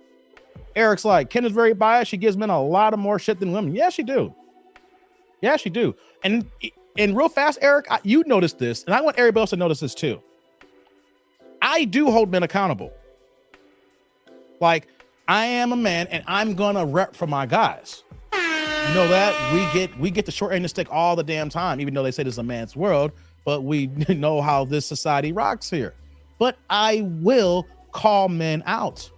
I call women out. I call it down the middle. If I see fuckery, I'm not going to be like, oh, it's okay. No, I call it down the middle. But I let you know that I rock for my fellas because we need to. And I talk the way I do to my fellas because we need the motivation. We need the respect. We need the support. Because we don't get it because we are looked at and say, man up. And we got to man up. But sometimes we can't. Yeah, she is so biased, yo. And Clodus says, Kendra just practicing the sister code. She was hating on Kevin, and her content shows that everything Kevin was saying was valid. Yes, sir. Let's get to it now, guys. Let's do it. I'm not going to stop as much here. I'm only going to stop in when I see y'all saying some things, and then I see a hot point that I need to check in on. So I'm not going to be like how I normally do in dissecting, but if I do see something, hey, best believe you see something, I'm going to say it. And before we kick it off here, I keep saying that, man, but my man Alex Wolf with the first super, the $10 holla. These modern women want 1, the power of a man, 2, the privilege of a woman, and 3, the accountability of a child. Hey, man. Yeah. Shout out to Alex, the first super of the night, man, the $10 holla. You know what I say when I get my super show? Salud. Thank you very much for supporting the cause, man. Like I said, I'm an independent channel. So what y'all give, it goes right back in, man. So let's do this now, guys. Thank you, Alex. Thank you. Rocking with your boy. Let's get into it now. Let me make sure the volume's up here. And one last thing, guys. Before I start here, for anybody complaining about the goddamn volume, I can't control the other side here. Kevin Samuel, like I got people like, Dave, I can't hear Kevin Samuel's video. It's Kevin's video and his recording, his audio. I can't control it. I got the vibe up on that side here. You guys hear me, and in the comments section, he's like, yo, I can't hear Kevin. Man, first of all, I can't control Kevin's side here. And number 2, y'all need to get some new damn iPhones, some new Samsung devices here. Because I know some of y'all on some busted ass devices, and I'm sick and tired of y'all saying the volume. Know what though? If you comment about the volume, I'm gonna curse y'all asses out. Okay? Stop complaining about the damn volume. Get a new phone. I know most of y'all got some old phones rocking that iPhone 4 SE or something like that. You got the iPhone from 2015, man, a cracked screen, not to hold on for dear life, man. I don't want to hear it, all right? Because if I got thousands watching my content every goddamn day and don't complain about the volume, maybe it's you. So no more volume comments. I don't care. I've been nice for 6.5 months now. It stops now, okay? I didn't think I was going to say this here, but it stops now because I'm tired of the goddamn bullshit. Okay, you got old phones, you got old Samsungs from 2012. Okay, you probably got the first Samsung tablet here that's probably the goddamn thick and everything. That's, oh Lord, it doesn't have Java installed. Yeah, the old Samsung tablets couldn't even use Java. Okay, stop complaining. Get a new phone. When you get a new phone, you will hear me clearly. All right, let's get into it, guys. Reaction time now. Let's get into how this all started. Kendra, Kevin Samuels, and why we're in this all-time fuckery on YouTube today. Let's do it. I have to admit, when you talk about high value men, those that are, I have friends and the men that I've dated, a lot of things you are spot on. They're very big on images. They are big on being catered to. I'm a woman who used to desire those type of men. I don't really desire them that much because I don't I'm want coming to for you, Roy. feel what they desire. And one of the things you mentioned it the other night is you got to share that man. A lot of times that man, if he makes 400,000 or more, he may have another woman. And I know I cannot deal with that. So I think a lot of women sometimes say they want these men, but they've never dated it, because if they had, they wouldn't be just focusing on the money. There's a lot of women that have men with money, but they're not always happy either. Well, okay. So the follow-up question to that would be, if that's the kind of man you would like to have, you just don't like that aspect of it. Well, I was. Now y'all's just trolling me now. Now I said this here. Now y'all trolling me now. Hold on here. What do you say about the volume? I have an old phone I couldn't hear. Hey, EM. Hey, y'all ain't shit. Y'all something. Hey, come on, man. And then you, Roy, yo, you ain't shit either, man. For real. Now y'all trolling. I didn't think I was gonna stop it for this here, but y'all wilding right now. Okay, now we're getting back to the video. Fuck you too. All right.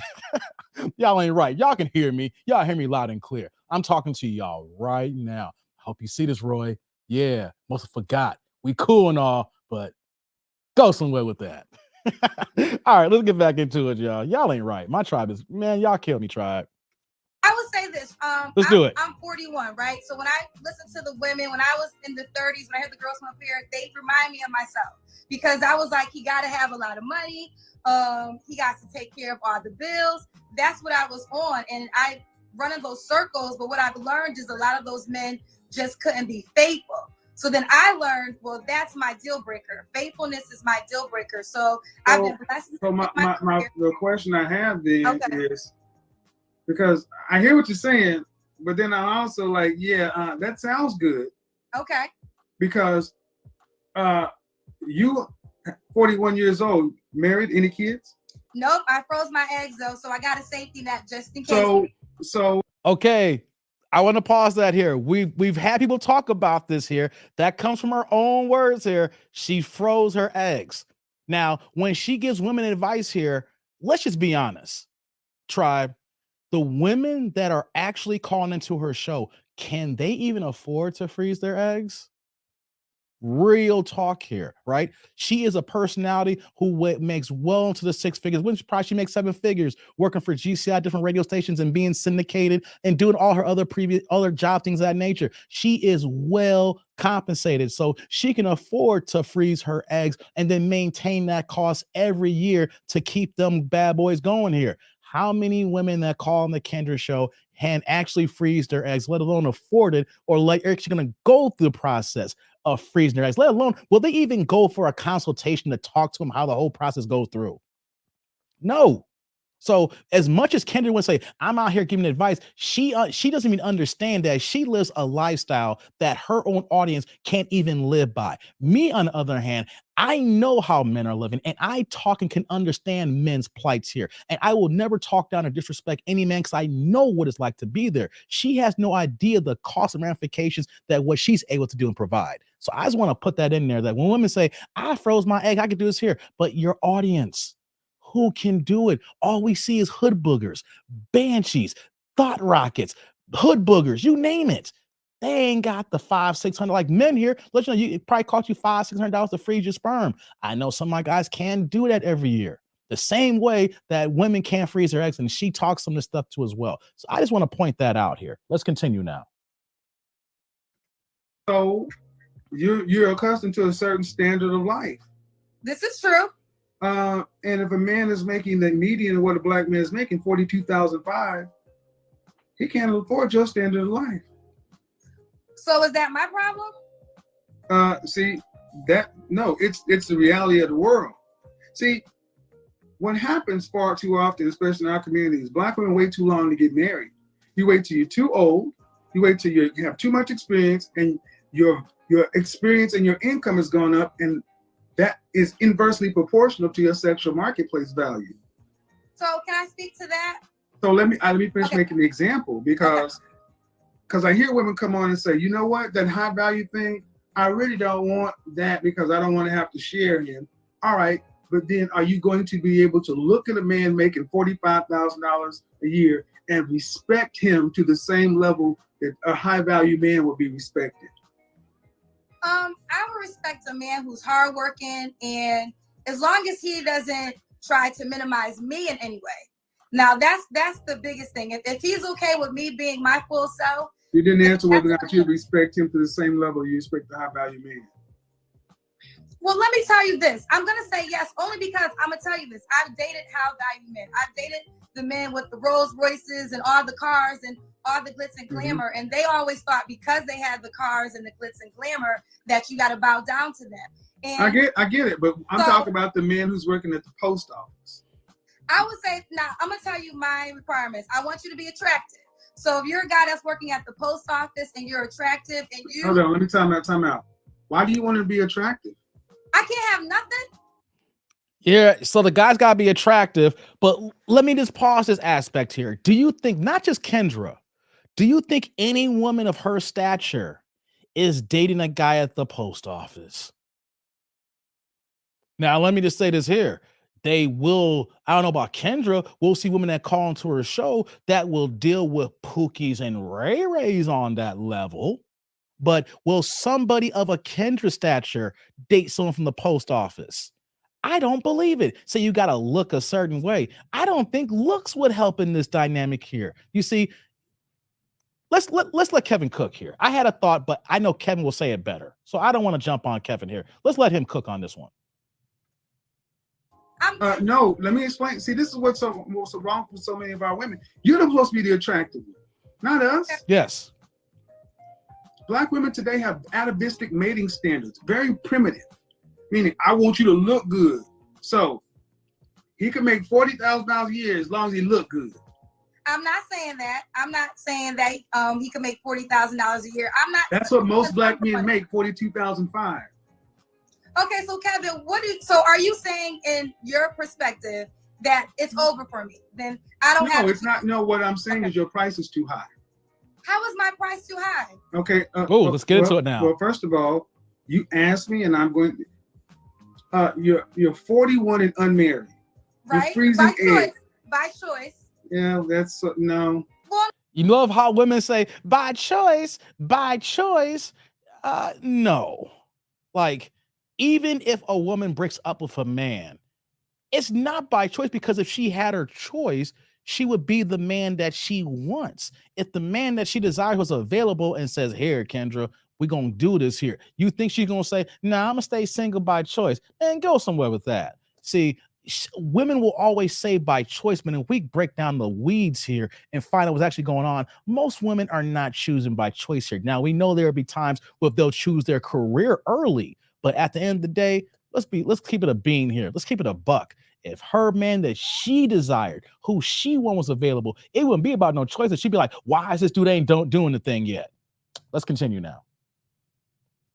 Well, no, I can say that. I was once engaged when I was in college. Okay. No. I just got. See, this is what I mean. The engagement queens, you can't make this up. Engagement queens. Don't over talk me. No. I said if we could start giving Black women credit for engagements, you act like that shit matters. I'm not married, but I'm not by choice. Unless you're turning away proposals of men of value and esteem, it doesn't matter. Y'all talk about y'all are unmarried when ain't nobody that you want to marry trying to marry you. Kevin, can I speak to that? No, because I already got my point. He's like, no. You asked me why is it over for me? I love That's that. what you asked. But I want just to say one thing, okay? Let me get to my point, dude. Okay. I didn't even see before he gets to his point here.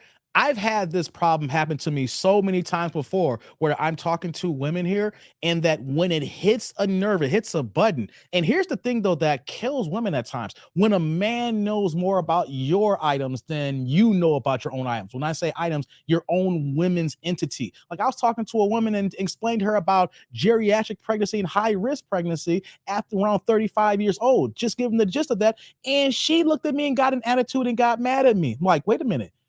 I know this. You should know. You should be visiting your regular doctor and you should already have these items here. You see, when you, as a guy, if you know just as much or more about a woman and her items and her needs and her reproductive and dating things of that nature, they're not gonna like that. They're gonna look at you like, wait a minute, and then they're gonna assume that you're automatically wrong. Always want to jump in and want to cut you off. And what's going on here when you have this back and forth here that is constantly jumping in and out here? Let's continue. This is why it's over for a lot of sisters too. Look, you can be right all you want to. Men control access to marriage. And one of the major reasons that older women are getting passed over for younger women is you're too masculine, you're too bossy, you're too opinionated. That works well in the corporate world when you're making other people successful and rich and fine, but it does not work well when you're trying to connect with a man. Why is it over for many women your age? One, because your income has risen. And females have evolved. Evolutionary biology says women want men to have at least what they have. The older you get, the more money you make, the more education you have, the more resources you get, thereby inflating your estimation of yourself. But that estimation is not your sexual marketplace value. It is going down. Can I respond? I want to be respectful because it's your platform. Go ahead. Okay, now she can respond here. That's the key word: sexual marketplace. Women are misunderstanding the value of their sexuality, their youth, their femininity, not their jobs and how much money they have. So I wanted to point that out here. Sexual marketplace here. But do you understand that example I just gave? The inverse proportional relationship. I understand, but can I speak now? Because I'm being respectful. This is your platform, so I definitely want to honor your rules. I just got out of a relationship in January, and I could be married right now if that was my goal. But I would rather be happy than just married to say I have a husband. And I don't think that should be looked down upon. I don't think that's my honest truth. You could, feel away, but that's an honest truth. I was in a relationship that he wanted. How long were you in it? We were together since last year, 8 months. Okay. And he was ready to be married very soon, very early on. And I don't want to be married just to be married. I'm not going to live with fear and say, oh, okay. So do you want to be married? Huh? Oh, here we go. Do you want to be married? Excuse me? Do you want to be married? I want to be happily married. If I get married, it's answer the question, Kendra. Do you want to be married? Oh, did he want to be married? Yes. No. Do you want to be married? You. I would be married if it makes sense. I'm not going to be married just to be married. And I don't feel like okay. that. All right. So again, Kendra is just like any woman here. You see how Kevin asked a direct question: do you want to be married? And then she throws a no. Do you want to be married? He went, no. Do you want to be married? I want to be happy. No. The question is, do you want to be married? Only if it works out. Like, no. You see how hard it is just to get a straight answer out of a woman here, especially when he asks a question that she knows that if she answers a certain way, she knows going to go his way. And in the argument, it should be about his way. It's about asking. You are 41 years old. You have a career. We're talking about relationships here. Do you want to be married? Yes or no? It's simple. And the thing is, though, is that women want to throw all these other items and qualifiers here, except for answering that simple thing here. Do you want to, or do you not? Do you want a husband? Do you want kids? Do you want a family, or you don't? Do you want to be a single modern woman? You want to work your career and you good getting buns glazed by a handyman every now and then? Yes or no? It doesn't have to be that difficult here. And we're seeing how Kendra answering this question from Kevin makes sense now, how she asks questions on her show. Better yet, I should say, when she asked the same damn 5 or 7 questions here, because if she can't even answer a direct answer from a direct question, how is she going to go ahead and do the same thing and doing it in the same line of work? Because she knows that she's not going to hold these women to that same line of fire. Let's continue. I've asked you, do you want to be happily married? And are you going to be married? I want to be happily married. Man, I'm going to be honest. I don't care about your happiness. I don't care about your love. Marriage is a practical choice. And you can make all these things you want, ma'am. And yes, you're 41, but you're going to be 50, just like that. I know, I will be. So the question becomes, if you want to be married, I mean, let's be real. You're freezing your eggs for a reason. Why? I did. Because I didn't want the pressure to just go out and get pregnant because of my age and my clock. Men have that. Who's going to carry the baby? I mean, if I can't carry the baby, then I'll get a surrogate. I mean, it happens. So again, but in order for all that to happen, you have to have a man that you deem worthy propose to you. Okay, and that's and hold on. Okay. That man, if he could meet your high standard, he can meet a lot of other women's standard as well. And here's the problem. There are hundreds of you, thousands of you. Why should he pick you over the one that can carry her own babies at 24 or 25 or 26, who are willing to get on his program, who don't have as many expectations as a woman your age? Well, listen, this is what I will say. If he feels the way that you're feeling, then he's not the man for me, and I have no problem with that. I don't see.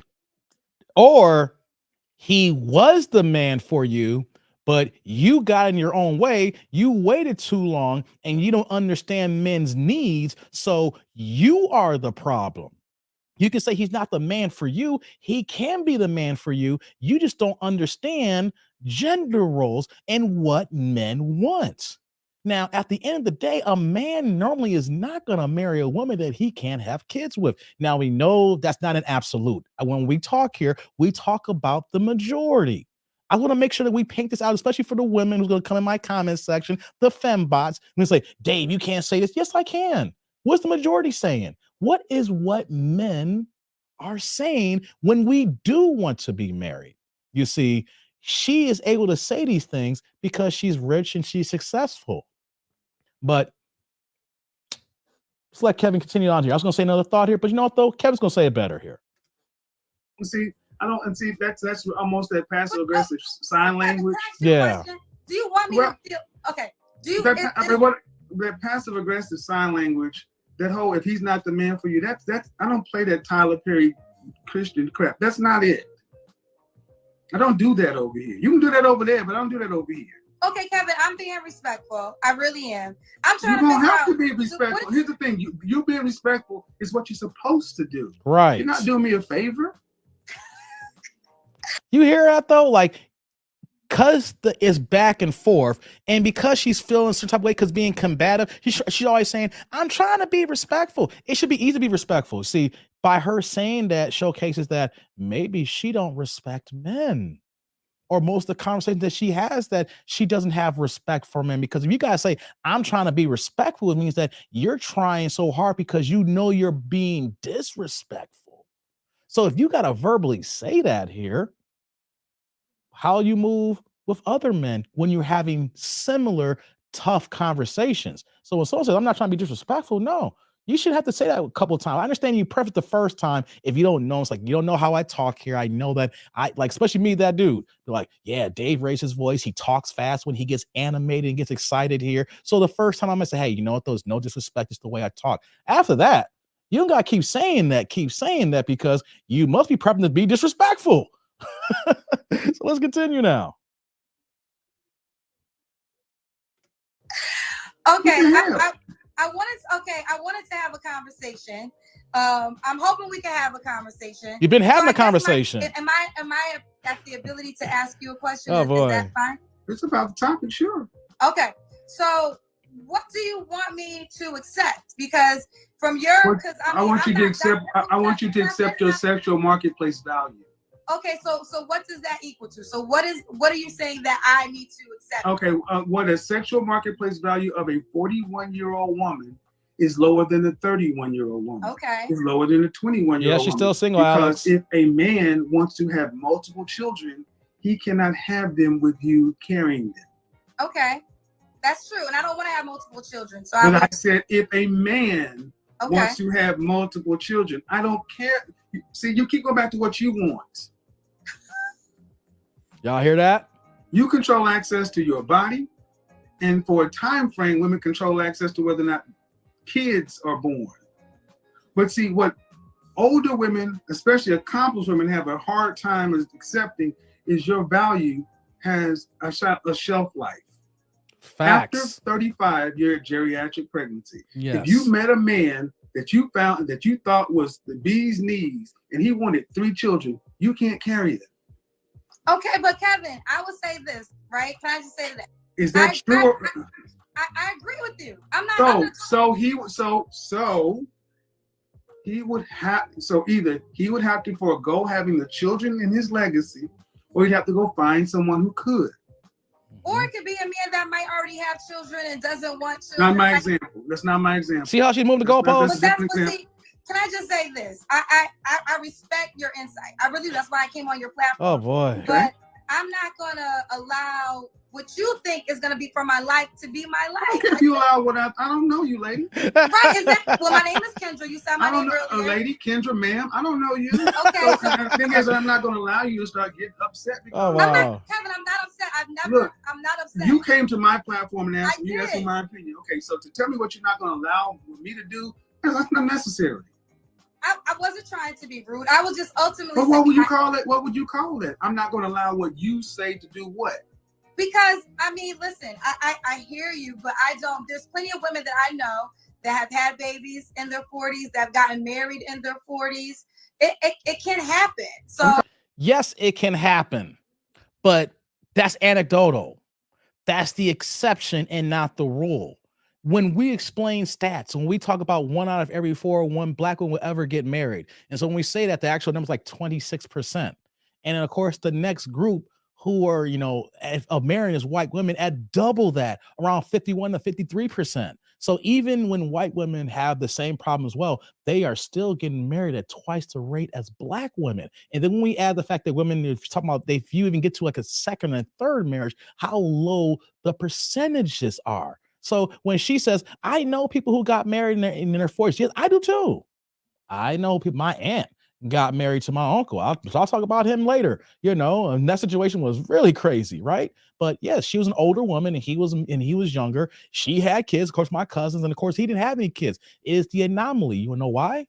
Because she, of course, being my aunt, just my mom's younger sister, but she, which you would say is the equivalent of a modern woman, the way that she moved and the way that she rolled. Because my step uncle, I can say, is a beta blue pill man, unfortunately. I hate to say it. I respect the man for taking care of his responsibilities. I didn't, and I lost respect for him because the way that my aunt treated him, and he had no backbone to stand up for himself. Then on top of that, too, reason why we say we don't get involved in stepdaddy season, my aunt, of course, my cousin, 2 were grown, and the youngest was cut the same age as me. They disrespected that man left and right. He had a full-time job and paid the house, the mortgage, the bills, all that stuff. Guess my aunt had a few pennies, but he was the man working every day as a truck driver. He had no kids. They disrespected him and treated him like shit all the goddamn time. So I will say that I respect him as a man holding down responsibilities, because once he said I do, he was locked in. He had to do what he had to do here. He didn't walk away, even though that if there was any right for a man to go through a divorce, he was it. But at the same time, though, he was so beta and he took all that punishment, all those items here. So we can say the exceptions, and we see it. It's happened in my own family. But you want to know something?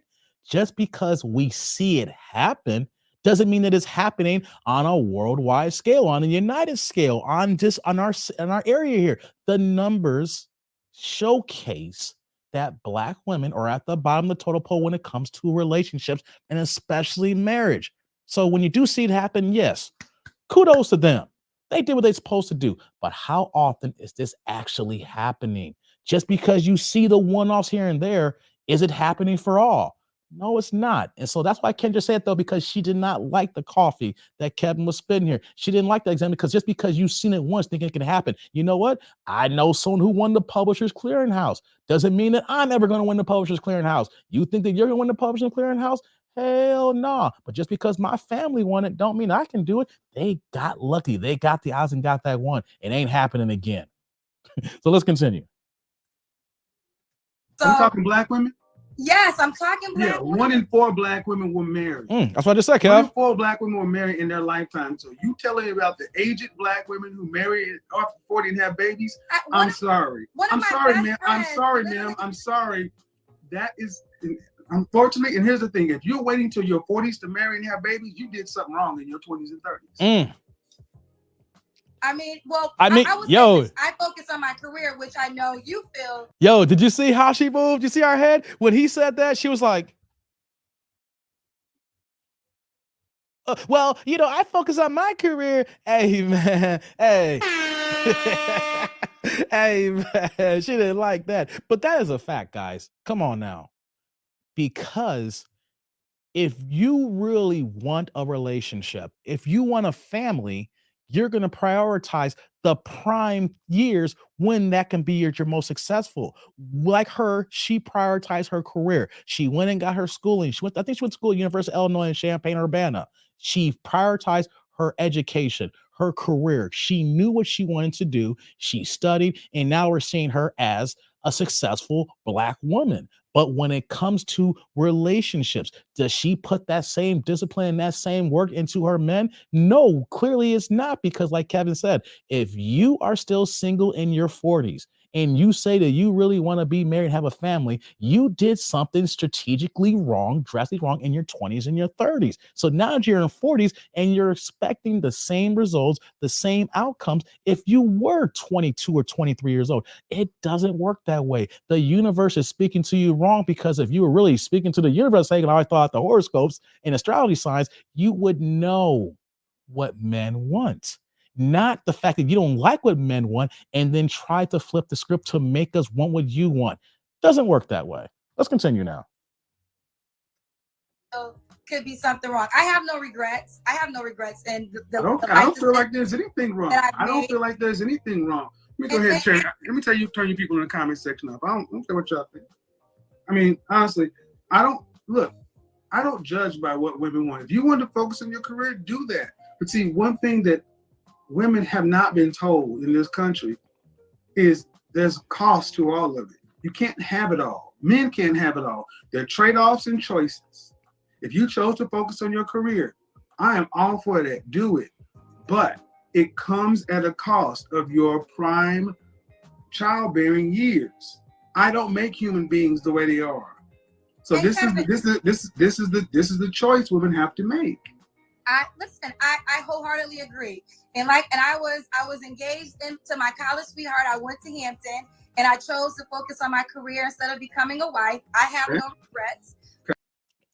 I paused that for a second. That sounds like every black woman. I made a comment on a video recently about my ex who graduated college and we broke up. She felt that when she graduated and she got her degree, that she can do better, and not even realizing that she really jeopardized that situation between me and her, because yeah, we broke up and I figured it out and everything like that. But you know, I've never been a Pookie and a Ray Ray. I've always been on my grind. I've always been doing my thing. And you want to know something? Yeah, she focused about being married, wanting to have a family. And you know what happened? She chose the wrong dude, got married to a guy and didn't even want no kids. She wanted kids. And now she's a divorcee now. I don't know if she ever got her, right, or she got married, had kids, things of that nature. But last time I checked, hey, she was in her late 30s, not married, single, no kids, had her own house, had a great job, had her master's degree, all that stuff like that. And she had no idea that she ruined everything with me, because when she got a grad from college and went home, and she is talking the way how Kendra talking when she graduated and chose her career. Yeah, you can choose your career all day long, ladies. We're not going to get mad at you if you choose that. More power to you. But don't come back and complain when you want to be married and say, where all the black men at? because I am prime proof that she could have had your boy, but she chose something else here. So it is what it is. You got to choose your path, but don't complain when you realize you finally wake up or you actually get some education about your own womanhood and realize, oh my God, I waited too late. And you know what, though? The men that you want have already sailed on by. Let's continue. Okay. And Justice, I hear what you're saying with statistics. One of my best friends just got married last year. She's pregnant, due any day now, and she's 41, and she's a Black woman. So all I'm saying is, yes, you're right. Maybe the statistics aren't there, but in my reality, in my worlds, I know women that anecdotal evidence doesn't change the fact. Yep. Huh? Anecdotal evidence doesn't change the fact. You know people like you. That does not change the reality. Well, okay. I'm not taking away from that. What I'm saying is, ma'am, I'm just saying that. Listen to what we're doing in the Black community. Take it away from you. Take it away from your friends. We're actually having a conversation about women having babies in their 40s.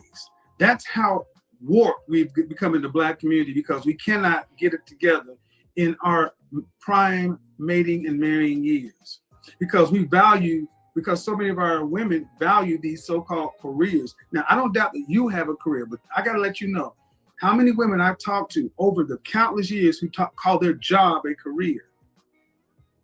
Most people have a job. Most people have jobs. Most people don't have careers. And it seems to be, why can Becky, Marisol, Mylene, and Anu all go out and have jobs and careers, just like Black women have jobs and careers, and still be able to spin that plate and find a husband? Why can every other race of women seem to be able to do that, but Black women are doing it at a 1 out of 4 ratio, and the next closest women are white women who are married twice as much as you are? Kevin's saying the same thing I'm saying here, right? And he is spitting facts here about women waiting too late here. You get to your 40s and then you want to prioritize having a family. That's not the way it works here. Working ass backwards. You want to go ahead and get your career, and you want to go ahead and do all these items here. And then you say, hey, let me get my family together here. That is not the way to move. We are so ignorant. And it seems like that as much as all these women that say they have careers, no, we have a lot of women who has jobs. The average woman here is making $37,000 a year. When we're saying that women making 6 figures, when we hear all these things, well, women are leveling up, women are getting careers, women getting these degrees, we bossing up. Why is it roughly between 3.5%, 4% of women make over 6 figures? Let that settle in. The CDC will give that information. Like CDC, let's go to blackdemographics.com. Statistics for Black people by Black people. 3.5 to 4% of Black women are making about $37,000 a year. So when women talk, and then what happens is that they see Kendra and they see a Black woman, they say they see themselves, but you are not Kendra. You don't have multiple streams of income where that no matter what you're doing, she's making money around the clock. Whether for YouTube channel, Instagram, Facebook, on radio, syndication, going to events, being paid for hosting gigs. She literally has a revolving income that sets her up for life right now. But what are you doing? You're probably just doing hair. Nothing wrong with doing hair, but you ain't making 6, 7 figures. That's not a career. That's a job.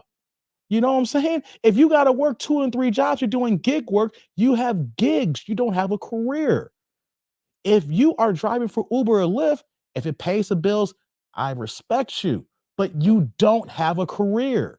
And so many women want to inflate their jobs as careers to make it seem like they're worth more than what it is. And then they want to put that as part of the sexual dating marketplace here. And when guys don't even give a damn about your money. That is the problem here with Kendra, because when she speaks, women, the hood boogers and the banshees look up to her, but she has a career. The women who support her don't. Let's continue.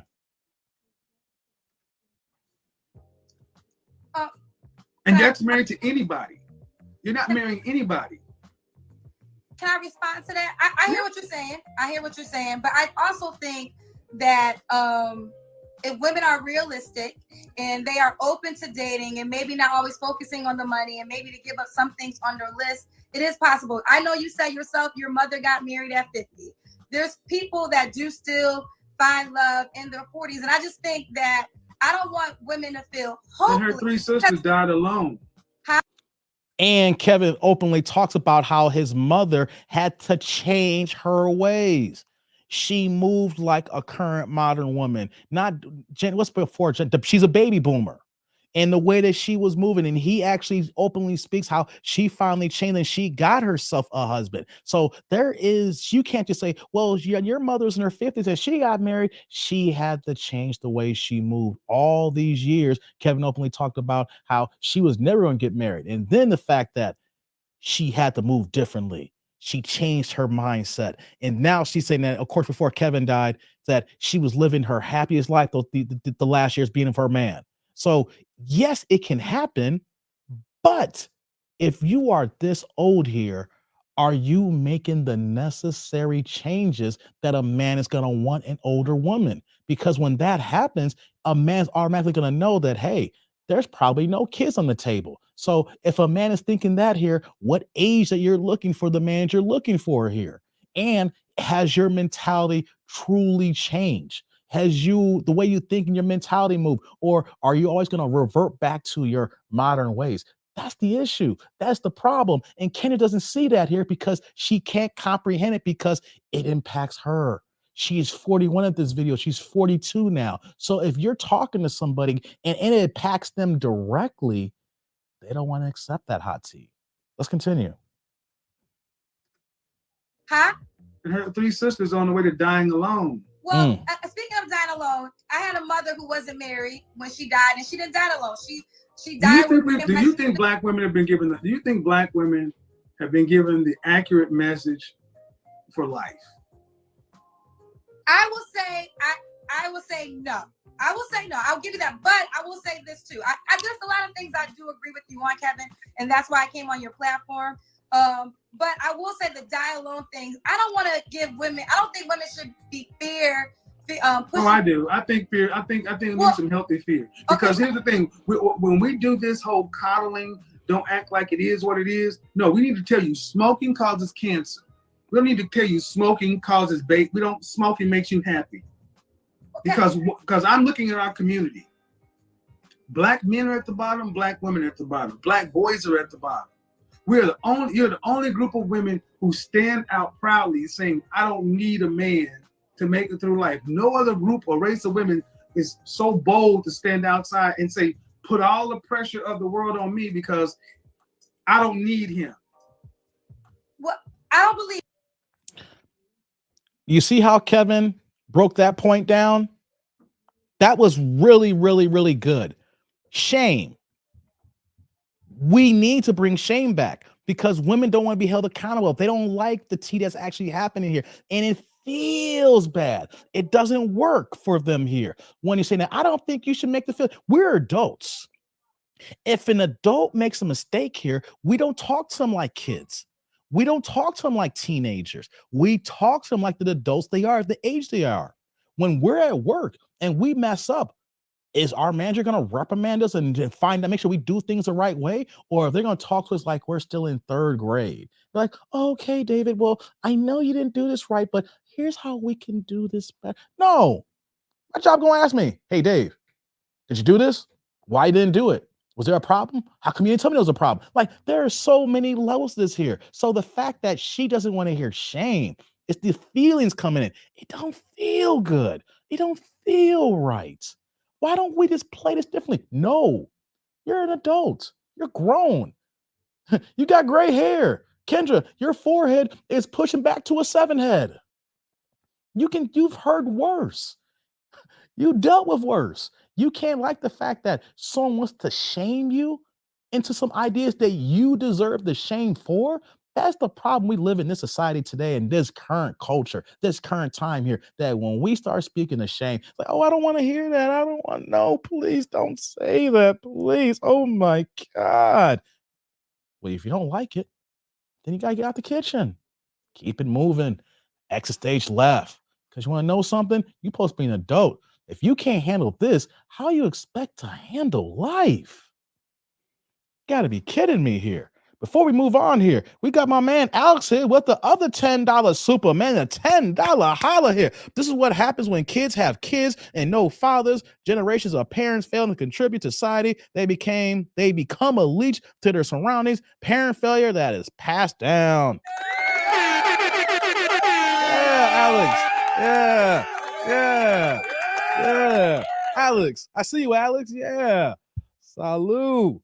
Thank you for the support, man. I really do appreciate it, man. Y'all just don't know how you're pouring into your boy. Thank you very much for that $10 holla, man. Supporting your boy. Let's get back to the video now. I know y'all want to see some more. I believe that. I believe men are very important. I love the black man. My It's father. our culture.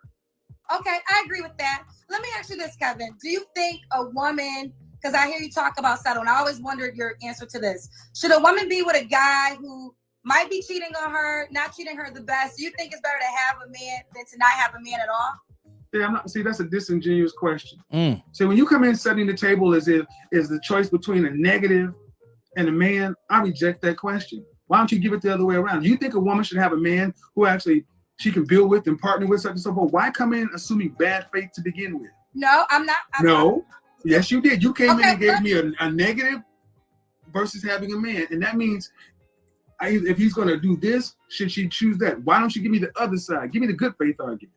Okay, well, no, there is a good faith argument, but I just heard you say several times, I think sometimes women... No, what I'm saying is, why didn't you come through the door giving the good faith argument? Why do I have to ask you for it? Well, I think naturally, if a man is treating you right, if you find a Russell Wilson, what would be the reason for you to leave? You mean an NFL MVP quarterback? That's the only thing?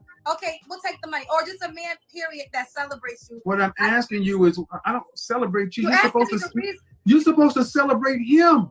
But what I'm asking you, Kevin, is this, and I'm not trying to be combative. I'm just simply asking you a question, and I'm really trying not to be combative here. Is there some women... You should have to try. There's some women who date men who might not be treating them the best. And I always just wonder, because I know you preach a lot about settling and being with men. And I talk a lot about settling because that's what a lot of women talk about all the time when they really ain't settling. See, what I'm saying is I asked you the question.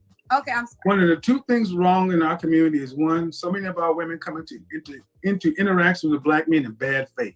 True. You assume the worst, the negative. Ma'am, yes. Go rewind this part. You gave me an example. Do you think a woman should settle for a man that's cheating on her, abusing her, such and so forth, in order to just have a man?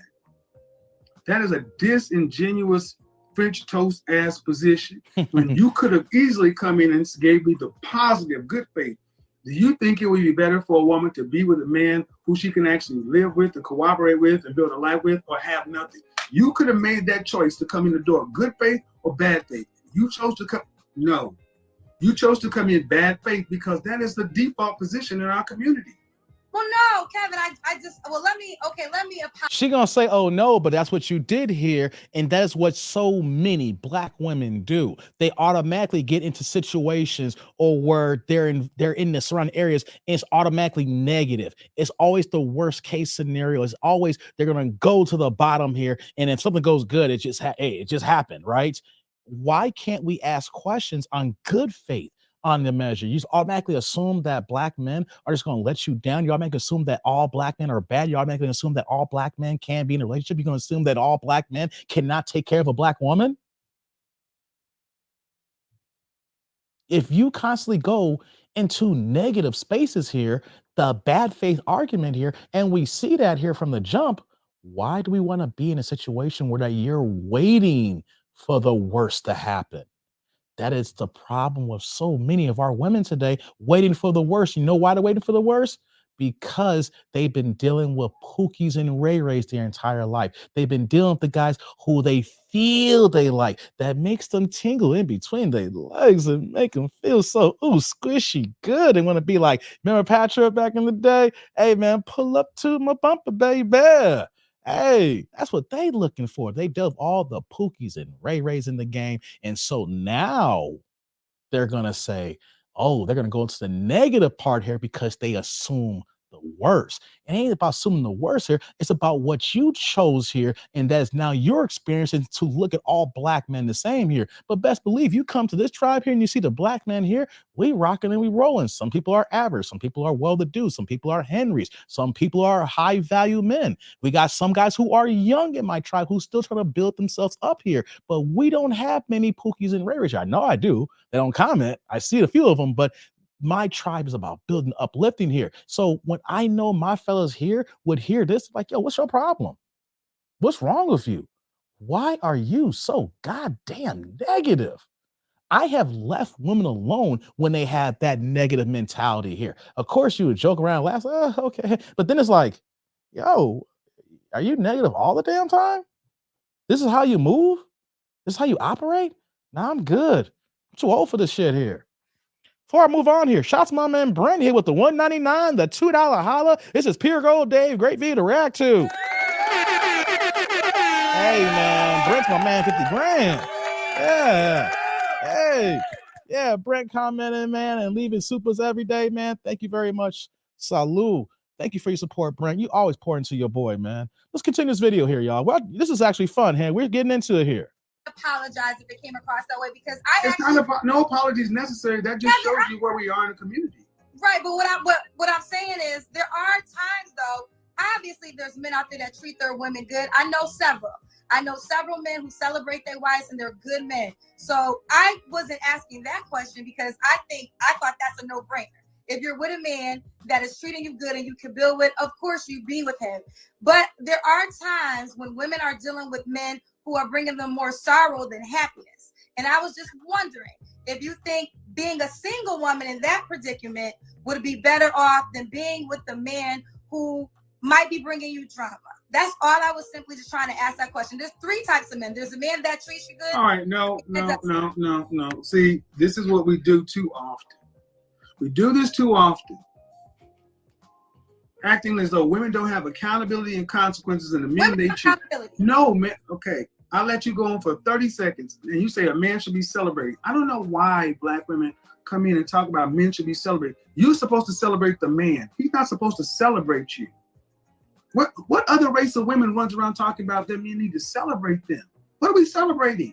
Well, who's on top? Who leads? Great point, Kevin. Great point. I was gonna let that cook, and he is saying this point here. Black women. I love my black women. I have to say that, but man, it's getting to a point like it's making it hard to love y'all back.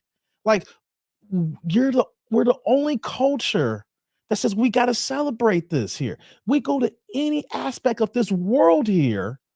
We don't have the low divorce rates, the low couples that are being together, the single motherhood, the statistics of our kids in the home here that are not doing good in school, who are in jail and gangs and robberies and things of that nature. You don't hear other countries of women saying these same things. We don't see women in China saying that they want their men to celebrate them. We don't go to Japan and hear that message. We don't go to Philippines and hear that message. We don't go to Thailand and go to hear that message. I want me to keep going on here, different countries. We do not hear that everywhere. You don't go to Mexico and hear that message. You don't go to Spain and hear that message. Why do our black women do that? And then we're seeing a correlation of how many single black women are. I'm not saying that's the only part, but we've seen all these multiple items that is helping increase why only 20% of our black women ever be married. We got to make this make sense here. Got to be celebrated here. I'm celebrating you, but my ass is working 18 hours a day. Why am I not being celebrated? It shouldn't be a competition here, but let's use me for an example here. Y'all know I have a full-time career in IT. Y'all know I'm full-time on YouTube. And at the same time, though, I'm supposed to put my shit to the side to celebrate somebody else. I know I love you, but I gotta celebrate you when my ass is tired. I'm putting in these work and I'm grinding here and I gotta come on. No. That's not the way it works, ladies. You really want a man to put in all this work and come home to you and then gotta be, oh, my black queen, I love her. Oh, my black queen. I want to do everything. My Nefertiti, my queen Sheba, she is my everything. thing. She is my whole world. Oh my God, I know I just put in 18 hours today and I'm working. I paid the mortgage. I paid the light bill. I paid the gas bill. I put gas in your car. I shower every day. I shave. I look good for you. But you know what? You know what? I'm celebrating you. I know I'm tired. I know I'm hungry, but I'm still celebrating you. Get the fuck out of here with that. Come on, man. Can you see why guys be like, yo, I'm gonna put in all this work and I gotta move like this? Man, please, let me go somewhere with that, yo. Oh my God. Yeah, I almost lost myself there in my own little interaction here, guys. Oh my God. Let me go to some of these chats here. We gotta pick up to the video here. Dang, StreamYard's acting kind of funny here, y'all. I gotta get to my man Dilly here. He's a new member of the Try to Them Dude, Joe. Hey, shout out to Dilly07 for joining. Thank you, Dilly. Hey, yo, the members group is growing here. That's what I'm talking about. And we got my man Steve here with the $5 holla here. Humility is the skill of objectively considering negative feedback. It can lead to strengthening core values or finding a new truth about them. Hey, shout out to Steve, man.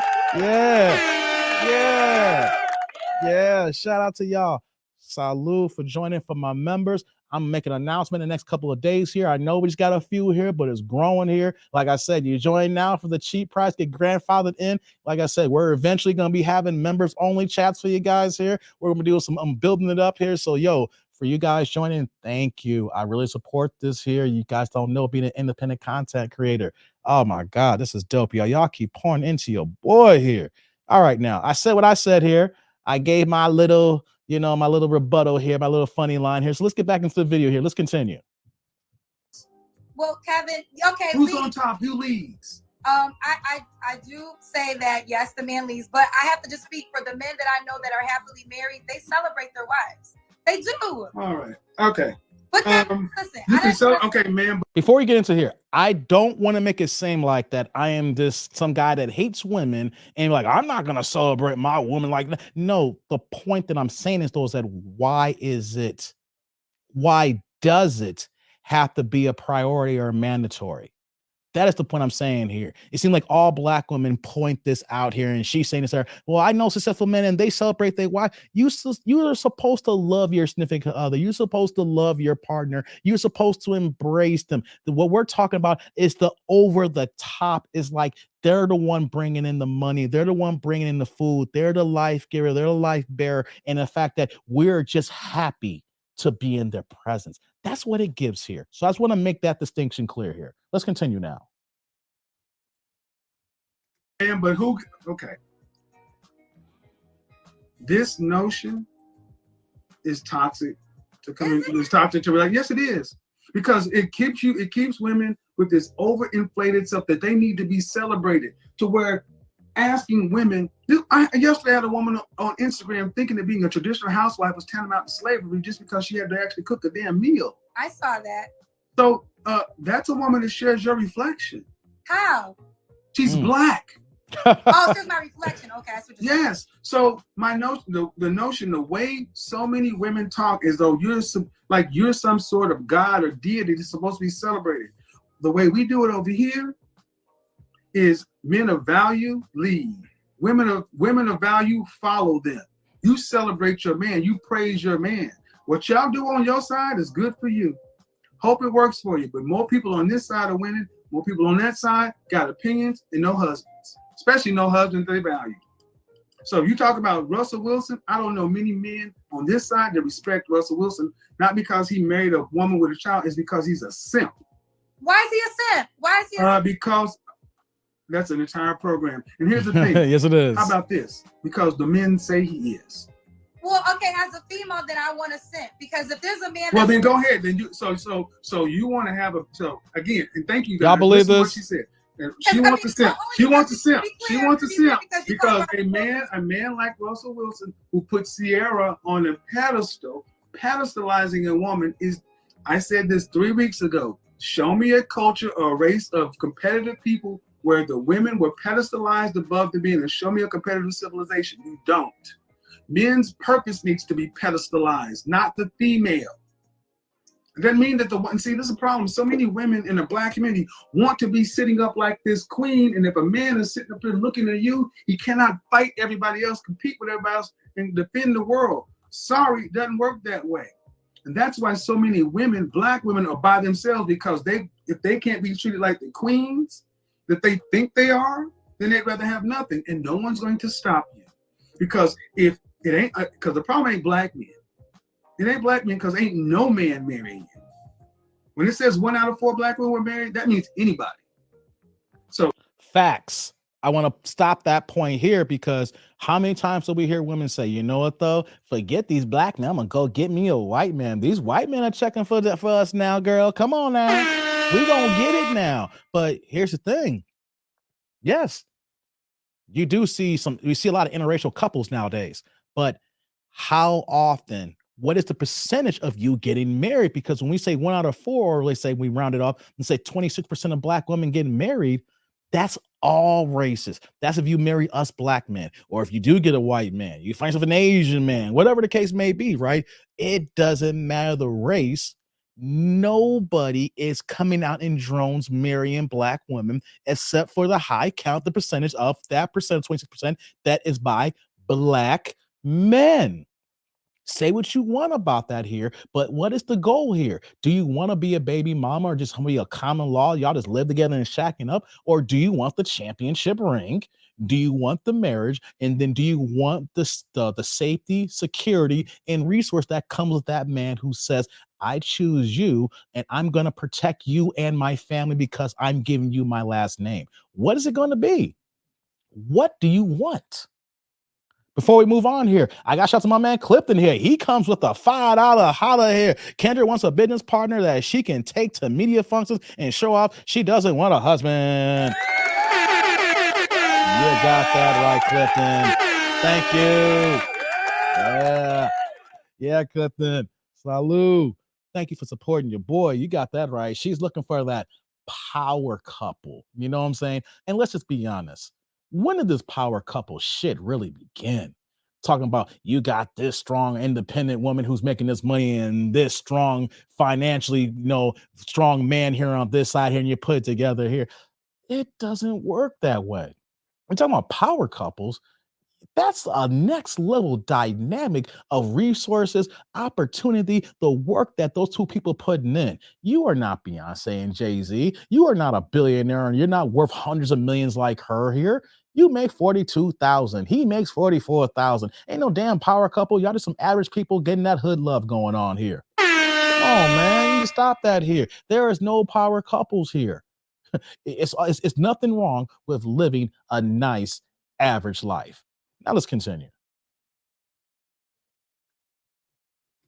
So your career, your job, your accomplishments, whatever is walking around making you feel great and wonderful about yourself, that works well until you're about 55 or 60. Then what? What's about the rest of life?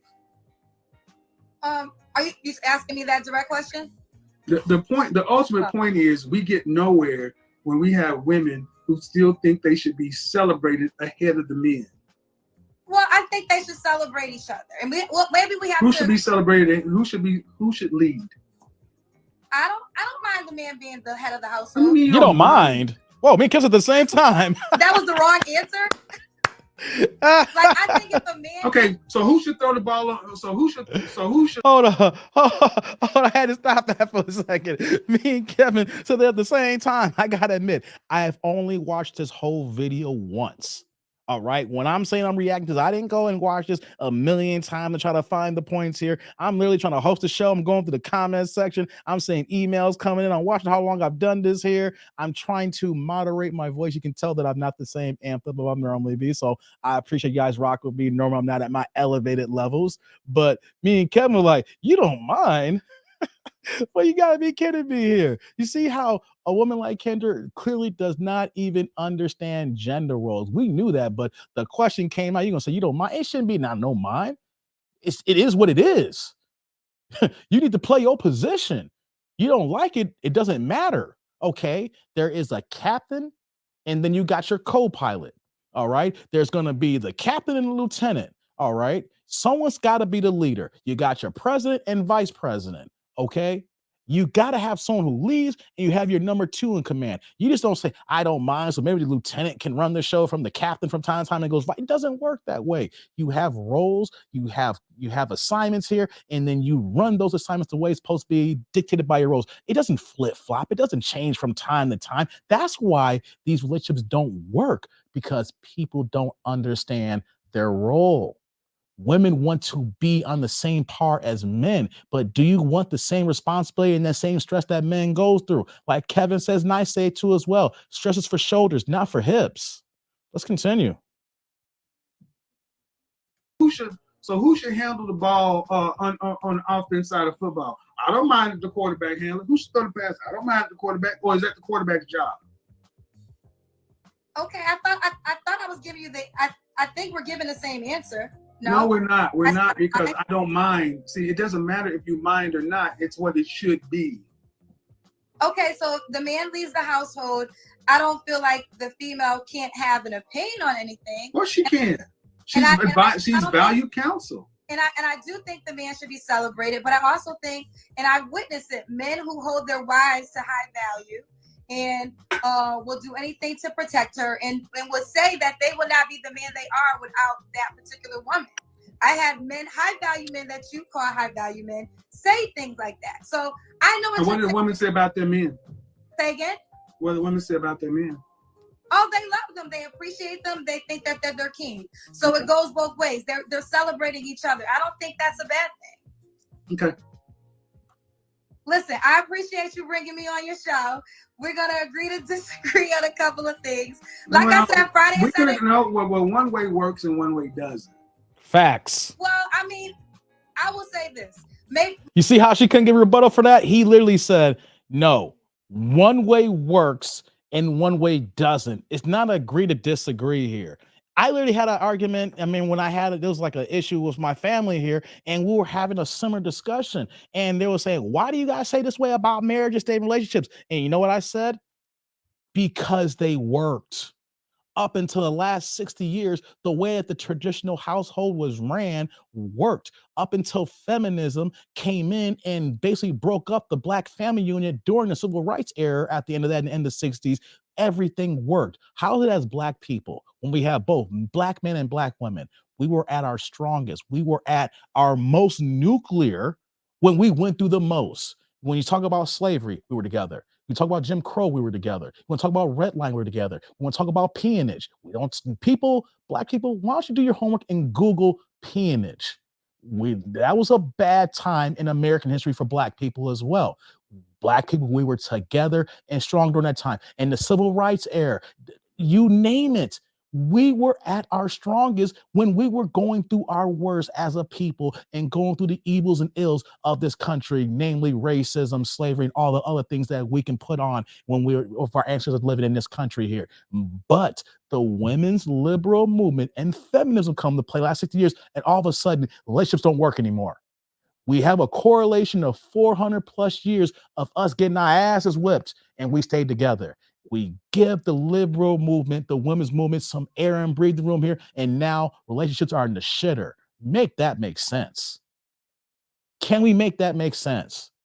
I'll repeat that again.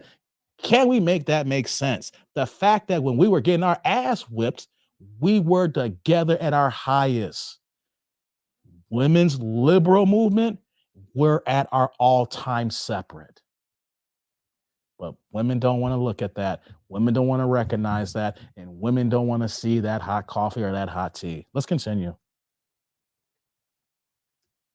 Well, then maybe I live in some exceptions to the rules, because of course I'm you do. Speaking on the things that you do. 1 in 4 Black women. Kevin saying the same thing I am.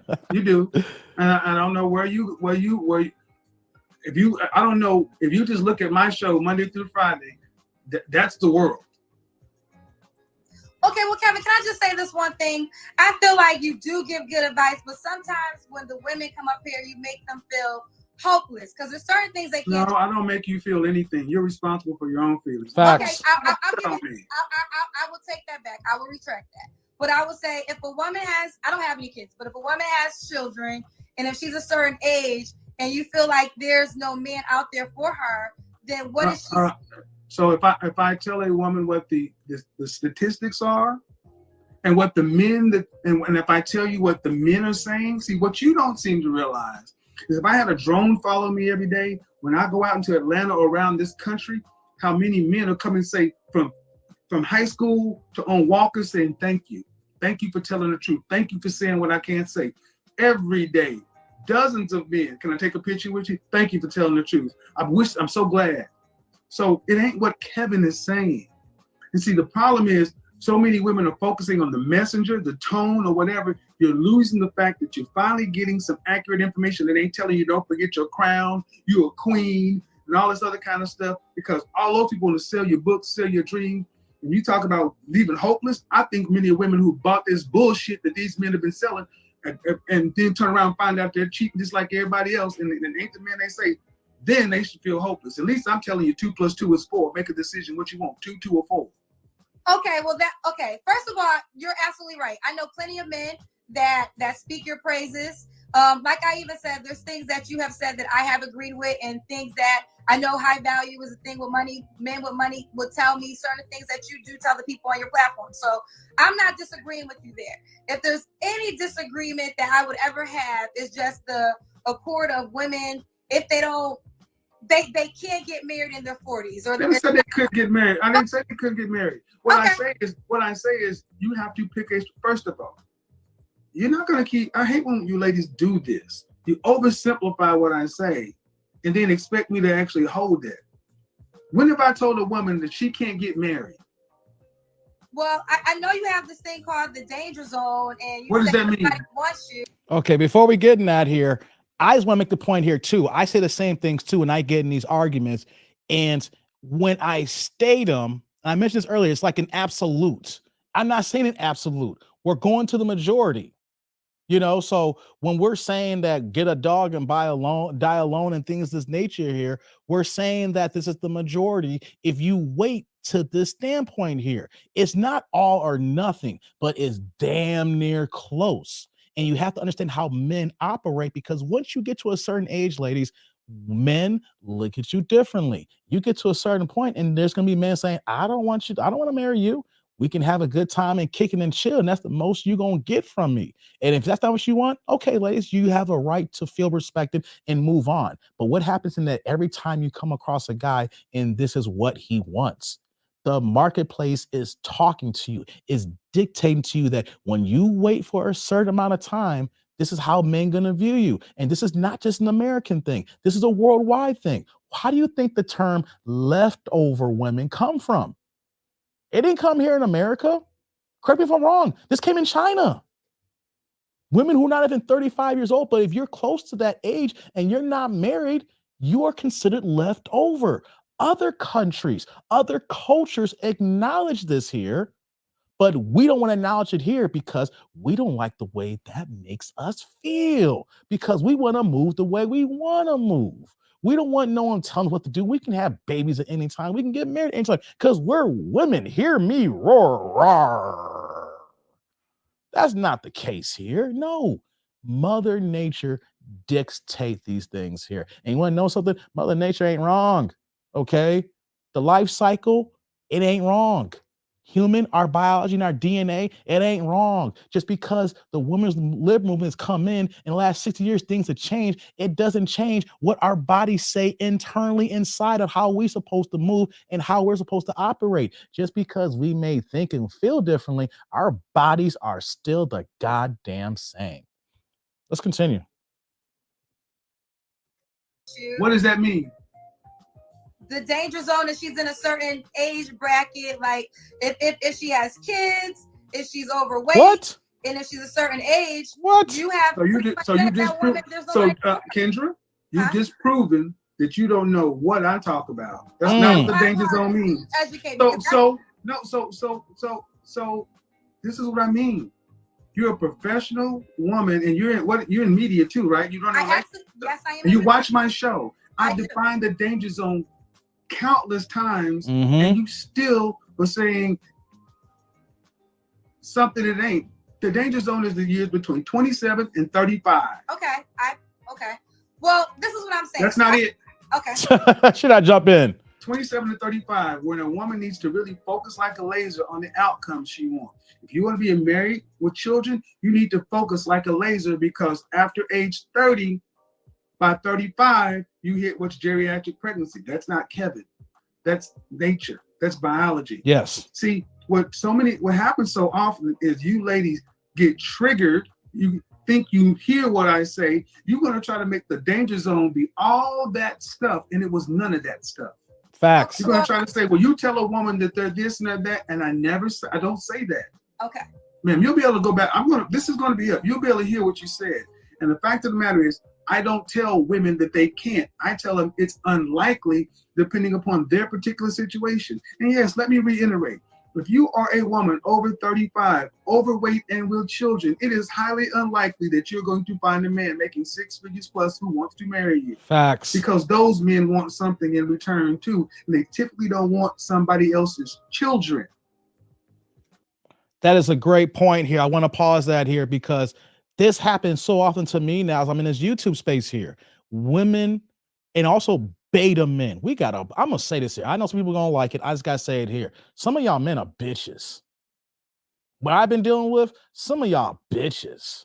I'm going to say it again. Yeah, I hold it down here because, you know, we say things and that it triggers you. You feel a certain type of way and you don't like it and you act in a bitch ass nature. And then for women like Kendra here, she doesn't like what he's saying here and then automatically shuts down because you hear a part of it. And then you thinking that the danger zone is something what is not. You hear what you want to hear, then you add on to it so that you have your facts and arguments against said man here. The danger zone is not what it is to you, but you see how she clearly did not pay attention. A lot of women do not even hear every single word when we explain things to them because as soon as the feelings kick in, they will shut down. I have seen this happen too many times as well as recently. And it's like, I didn't say that. Well, I thought, no, I didn't say that. I didn't repeat that. You clearly weren't paying attention because when we started talking and you felt a certain type of way, then you just shut down all things here and then you wanted to portray or project what you want to project. And that's not the case here. And Kendra literally proved that point here. And that's why we have all the hate for Kevin Samuels and the people who do support him, because you hear a few things that trigger you, then you don't even listen to the whole thing. You stop and then you make up your own definition of things. And then when we give you the definition, what do you got to say? Egg on your goddamn face. I thought it was this. No, it's not that. And he's never said that. Can't make this up here. Before we move on here, we got to ask my man Felix here with the $10 super. Thank you, Dave and Tribe. This live chat is one of the best I've seen on Strong Work, Dave. Hey, man. Thank you, Felix. Yeah.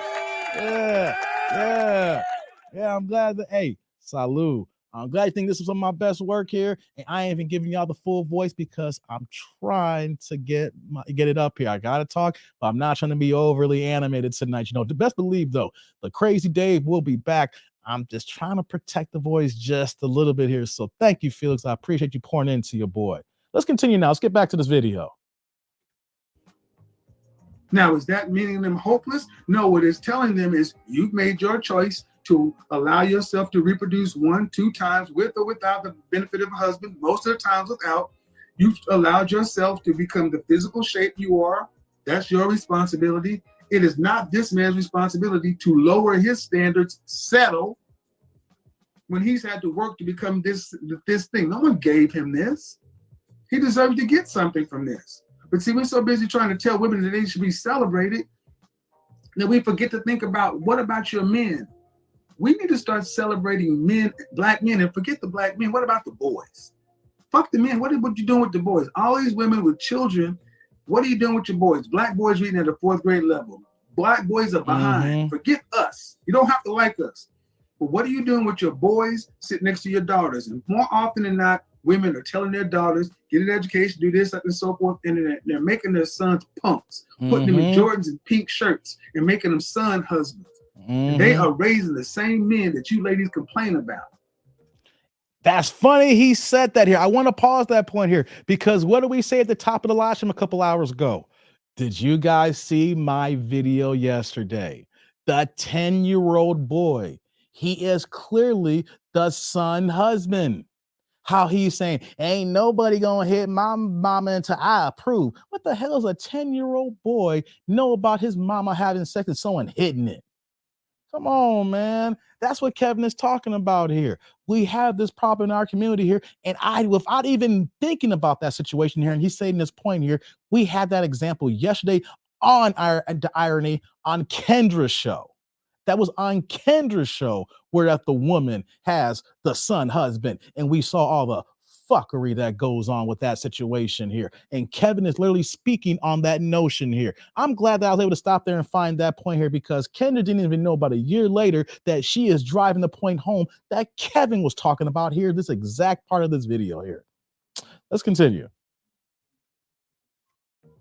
Prioritize it. Sooner or later, this old nasty, old bad, old patriarchy, you're gonna have to realize that it's the one thing that's made this world evolve.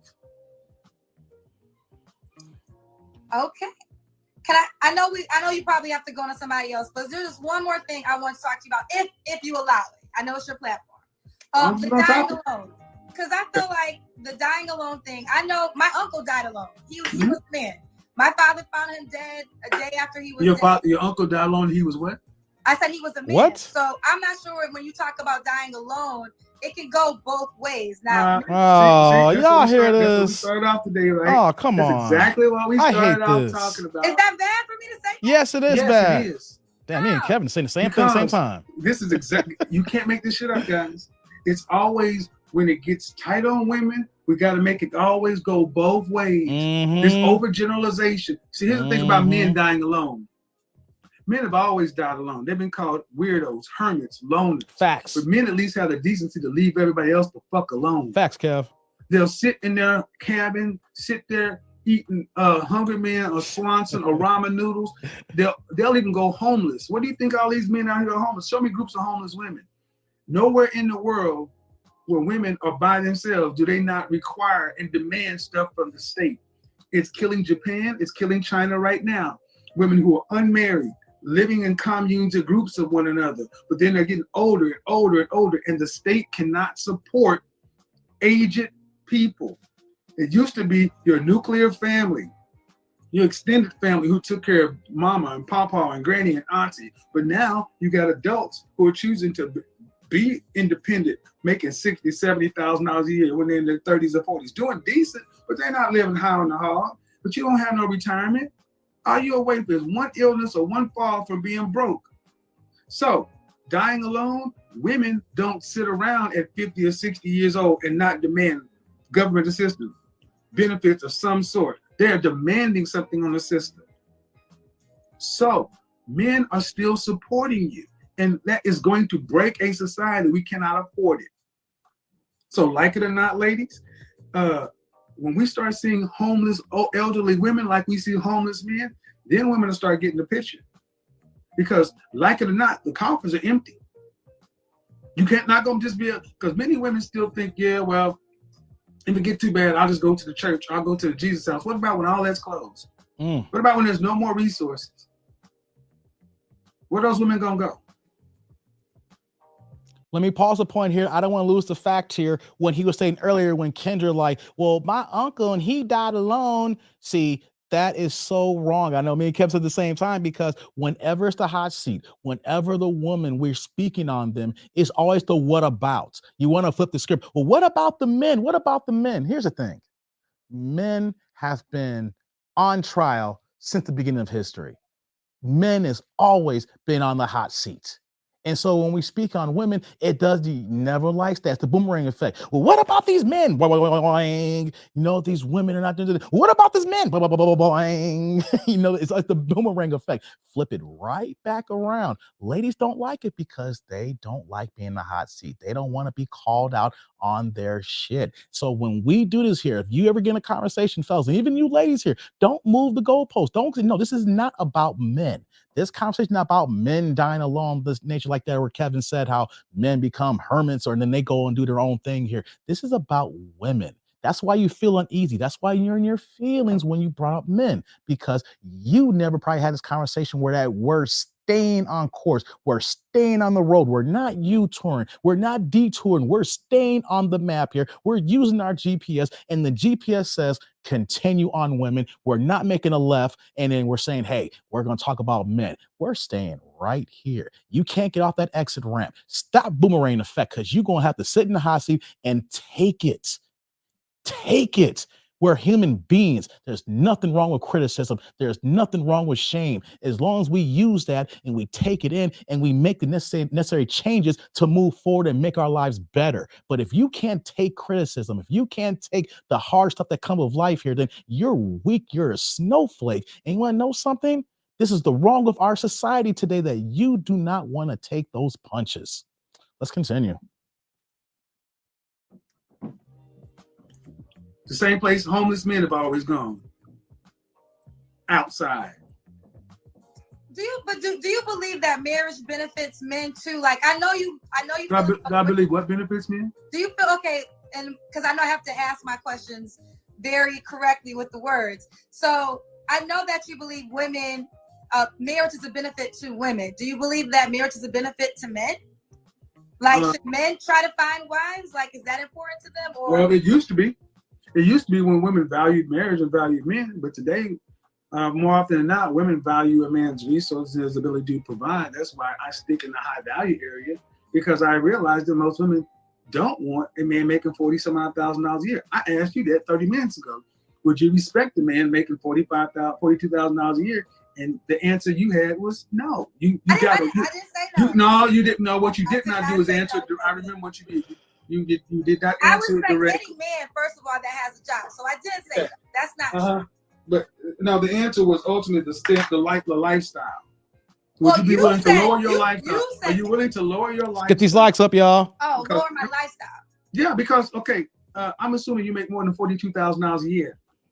Yes. Okay, so if he's making $42,000 a year, he's only going to be able to pay whatever percentage of his overall income towards the mortgage, the lights, everything else, and even the car. So if you drive a BMW, what, he's supposed to get a bicycle? So I'm supposed to get a lower car then? I'm just asking. Let me explain. That's what a man would have to do. That's what a man. That's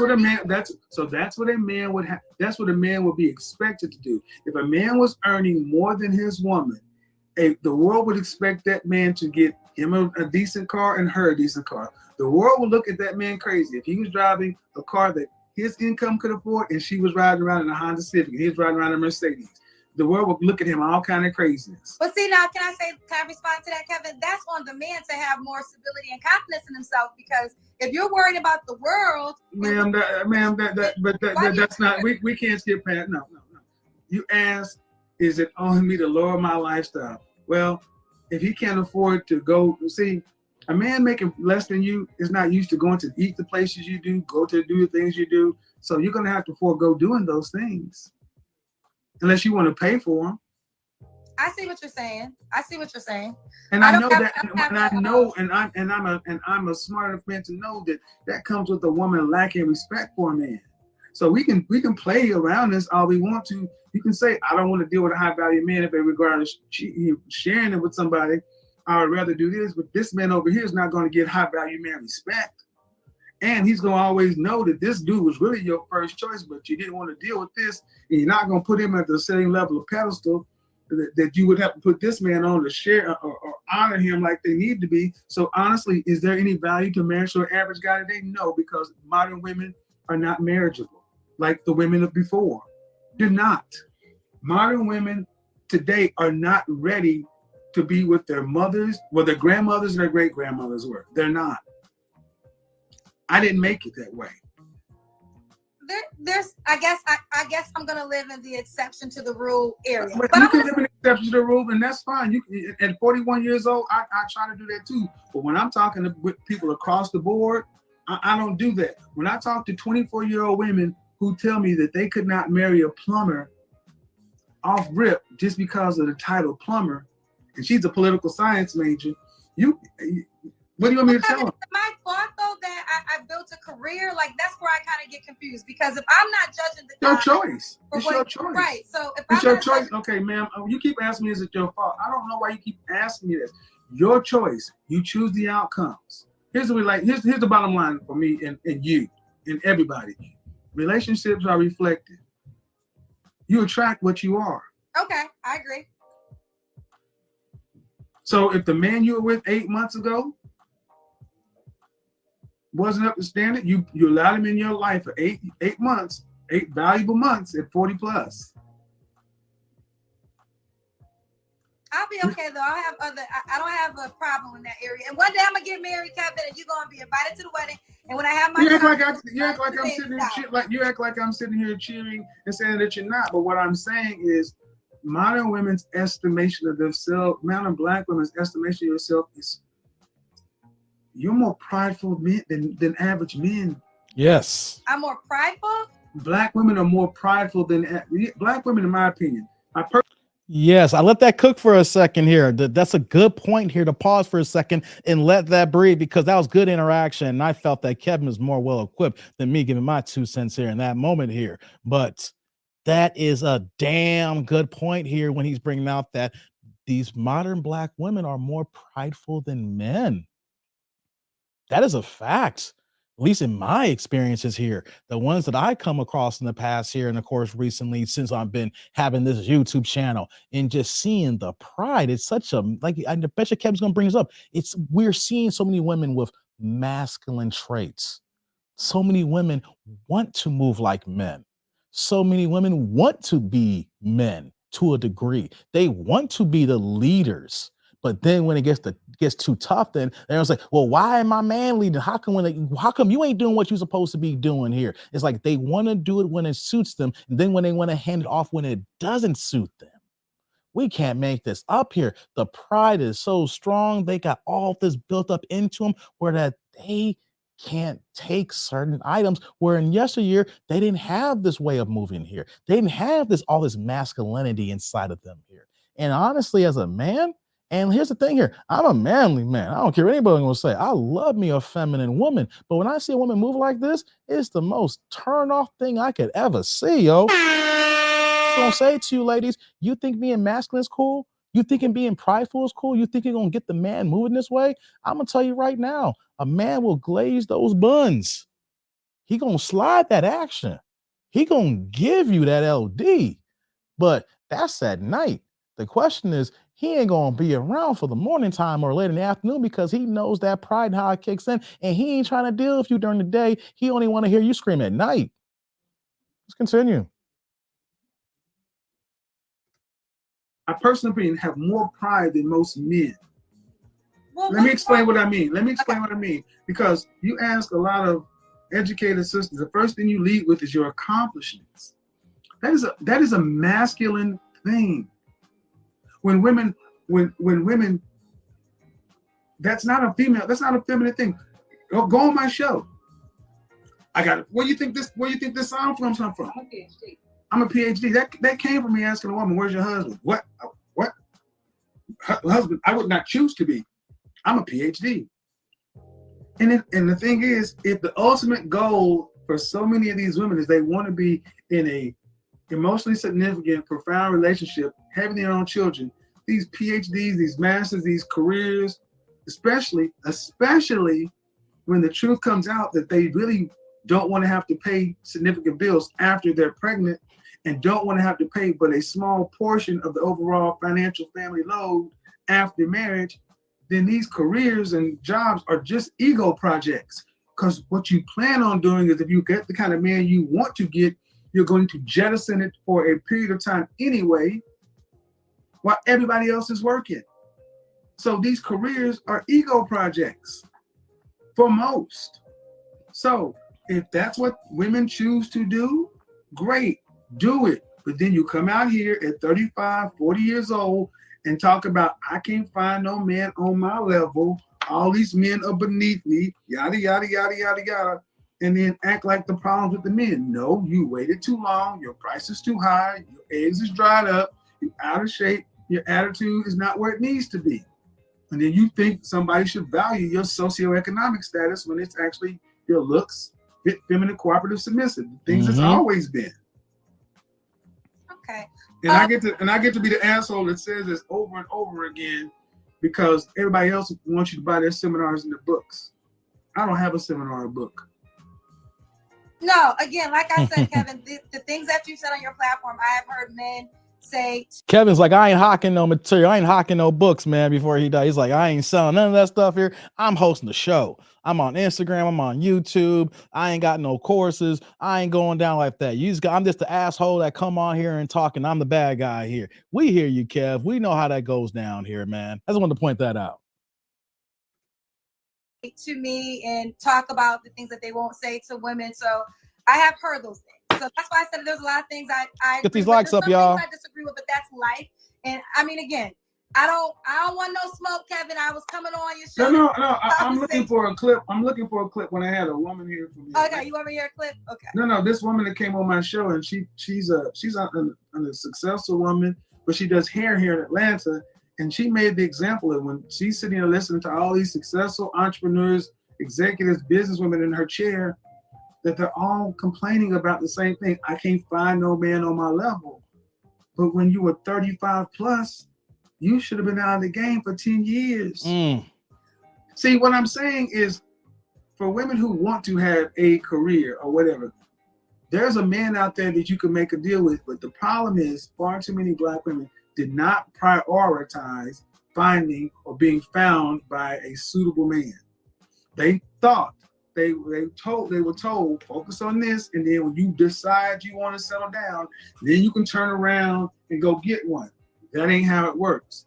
Every other group of women realize that I need to find them in college, in grad school, early on in process, and then grow with him up. But this is where sisters come along. You didn't find him when you was in school. So now you get to this point, you don't want no build-a-boo or build-a-bread. Okay, so you want this man over here. You want the man who's already in process on his purpose, that don't need nothing from you, who can provide for you. Well, guess what? He wants a whole lot. Cartier don't go on sale, baby girl.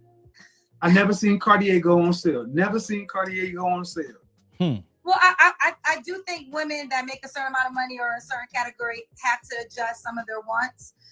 Because you are right. The market value is a little different. My thing, and you cleared it up for me, because I always thought it was you'll never get married and things of that nature. But you cleared that up for me tonight. That's why it's good to have a direct conversation. You never said it would never happen.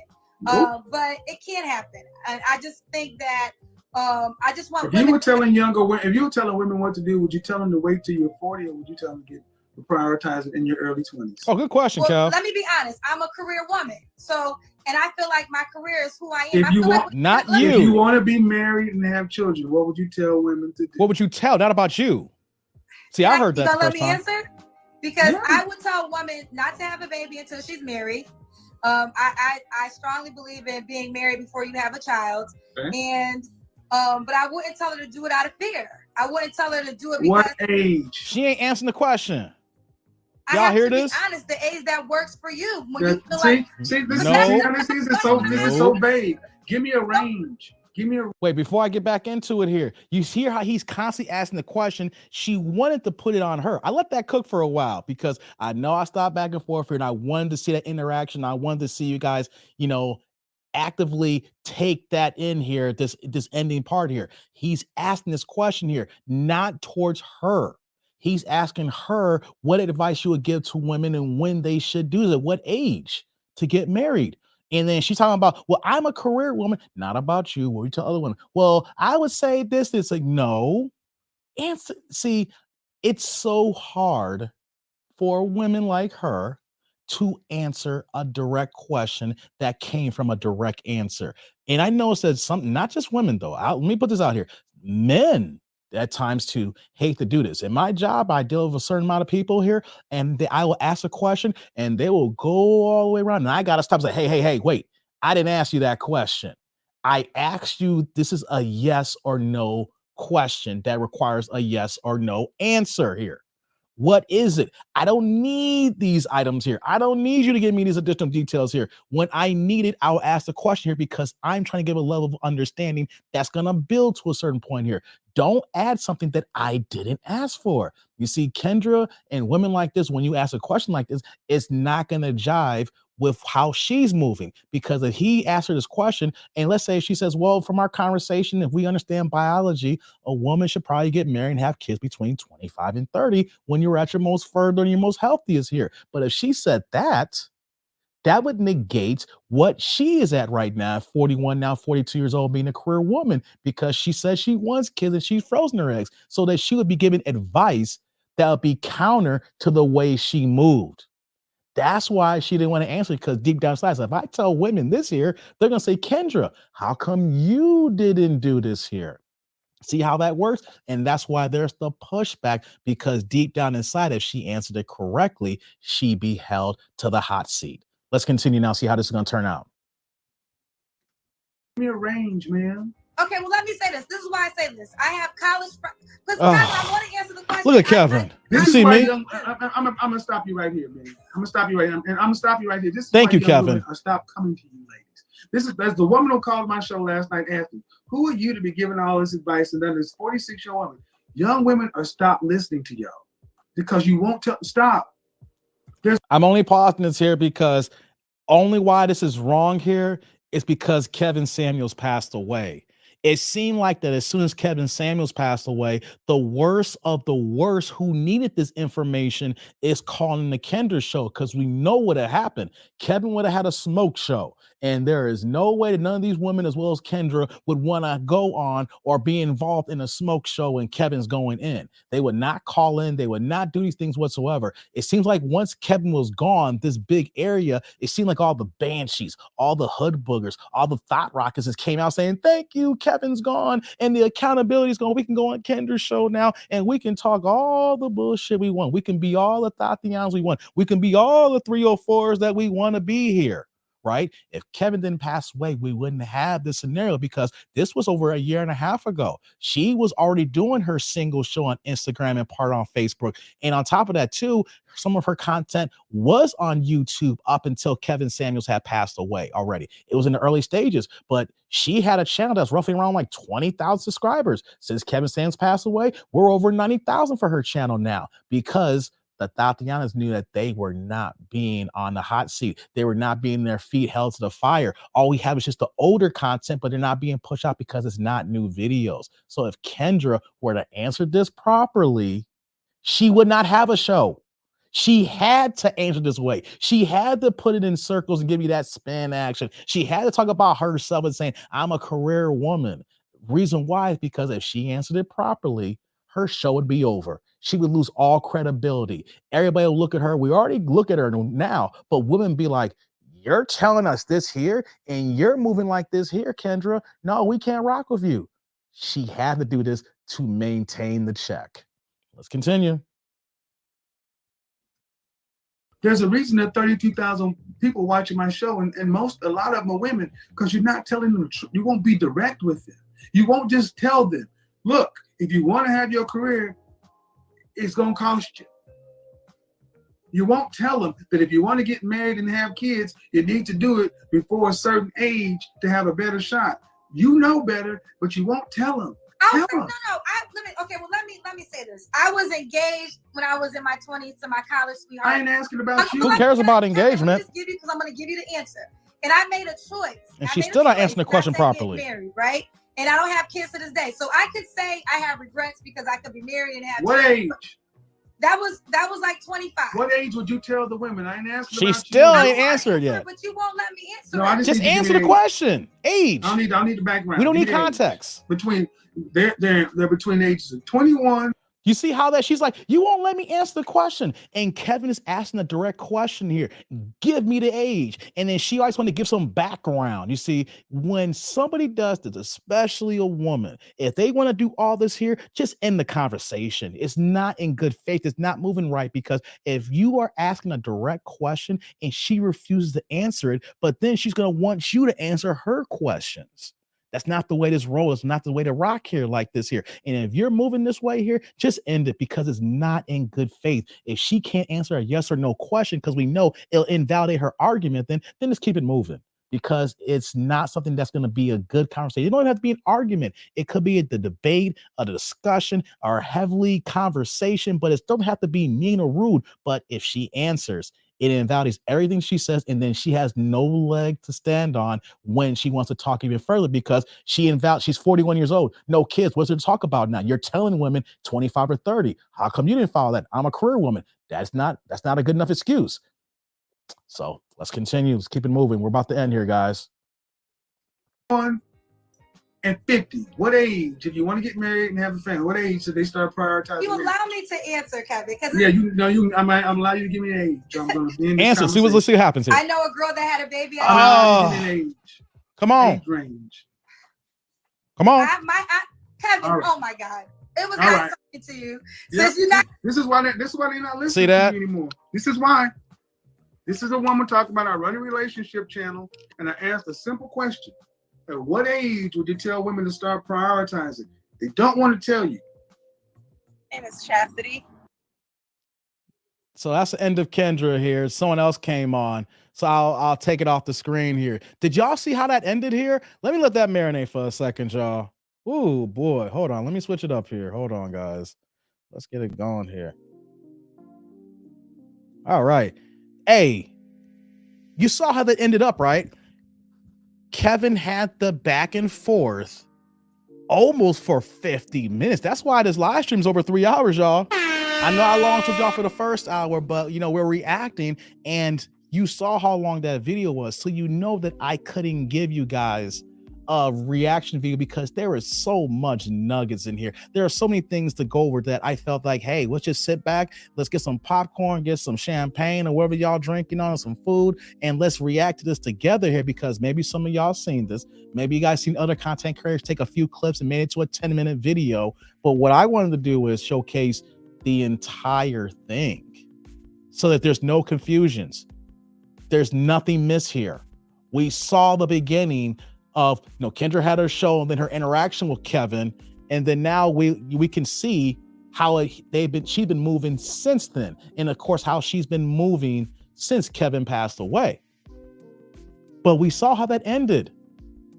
He kept asking, "Can you give me an age?" And then what happened though is that if she sees that I had a friend, what she wanted to do is use the argument that she had a friend that had a kid in her late 30s or 40s and wanted to use that to say, you know what, Kevin, you can have it at any time. It all depends on you and your circumstances, which is wrong. See, once again, and she even owned up to it earlier, like there's exceptions to the rule. And what she wants to do is because of what she's seen in her life, she wants those exceptions to be the rule. And that's not the way it works. Women hate that we bring facts about them regarding science. How is it that someone like Kevin Samuels or men like me, we understand women's reproductive bodies, their needs, and how they move more than women do? How is it that women want to act like they know just about themselves because they say that's their body, but they haven't been to visit a doctor in over 5 or 10 years, man?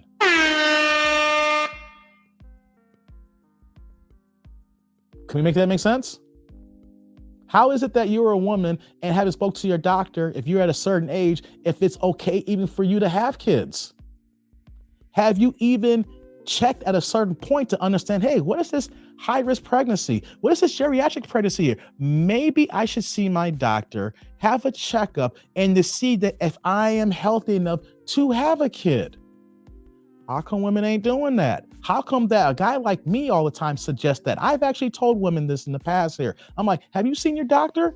Oh, I can do it. You don't got to believe this stuff here. I actually had a woman tell me that even though that you having a whole bunch of abortions, it don't impact you in having kids in the future. Are you serious? You're going to go through medical procedures that terminates, deletes a pregnancy, and you're going to say that you're going to tell me with a straight face that it doesn't have any ramifications in the future? How come if I talk to healthcare professionals, they'll tell me the opposite, which tells me that you're not even talking to your regular doctor about the basics. Can't make this up, y'all. We can't make this up. So I wanted to showcase this video. I do a lot of reactions to Kendra, and I always say that I want to stop reacting to Kendra, right? But then there, like I always say, there's another fuckery video that comes up, and then next, I said I can't stay away from it. I have a channel.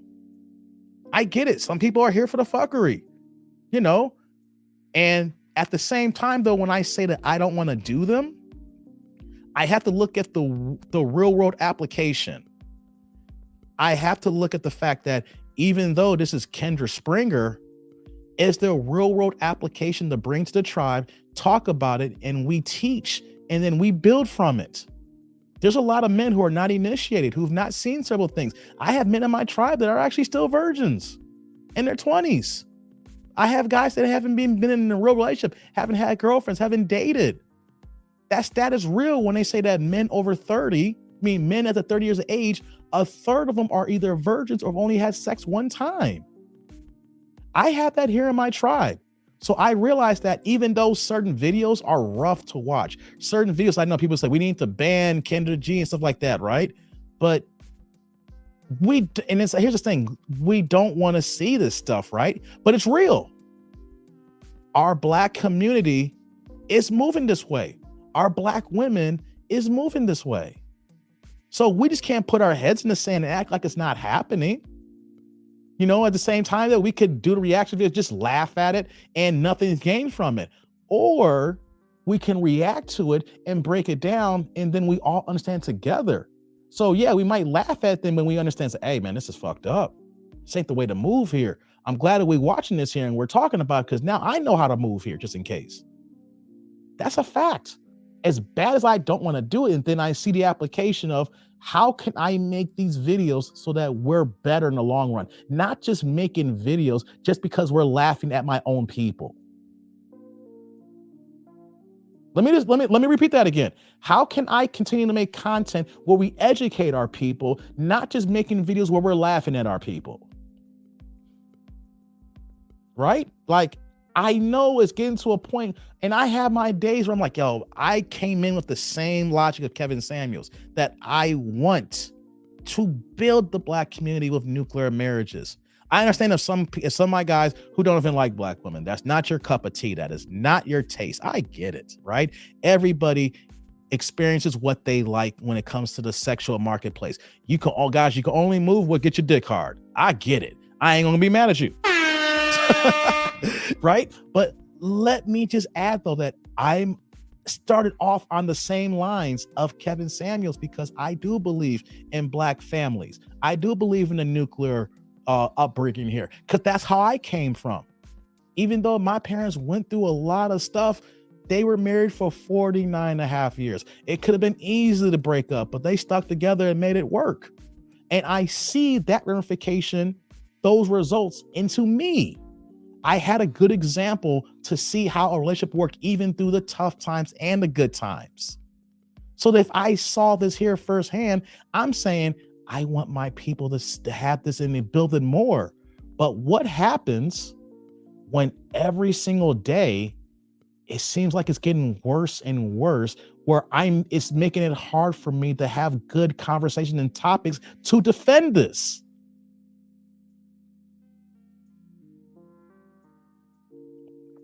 I don't think y'all hearing me. Let's get these likes up. I've gone for 3 hours and 18 minutes, man, and I'm still cooking. I don't think y'all hearing me. Let's get these likes up here. I'm not even yelling at y'all. I'm not giving y'all the high pitch Dave here. I'm giving the monotone because I lost my voice. I'm trying to keep it cool, Dave, so I have some more live streams go full-fledged next week, right? I don't think y'all hearing me.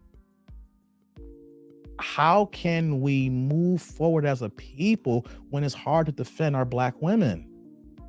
I love my Black women. But it seems like our Black women don't love our Black men or our Black culture. At the end of the day, it's more like our Black culture is looking more and more trash every day. Yeah, I said it. Why does our culture look like trash?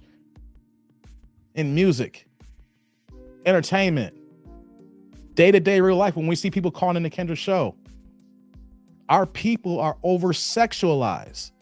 Everything is about the body and sex and physical sexual gratification. If I'm talking like this here, I'm talking like an old man, and it's like, yo, who cares about traditional values and traditional homes? This is 2022, that dude. You old. You don't know what you're talking about. But what did I say earlier in the live stream? I said that we have to keep moving this way because why? Because this way works. It has worked up until the point of these last 60 years. It works in other cultures, whether you're Asian. When I say Asian, you're Chinese, you're Filipino, you're Japanese. We have our Mexican brothers, our Puerto Rican brothers and sisters. They moving better than us. Our white brothers and sisters are moving better than us, even though they have their problems. I see in the chat, they keep saying like, white people, here's the thing, guys. I understand that this is a worldwide phenomenon, but I don't want to hear the bullshit about the what if again. Don't take it the wrong way. Some of y'all may be still here. I don't want to hear, but white people have it bad too. No, we're having it the worst. Do you see these reaction videos where we're seeing white people moving this way like this on a daily basis? I don't want to hear about other cultures. I'm a black man, and I see my black culture is having problems here. So I don't want that what ifism here. That what about the boomerang? What about men? No. What about us? No.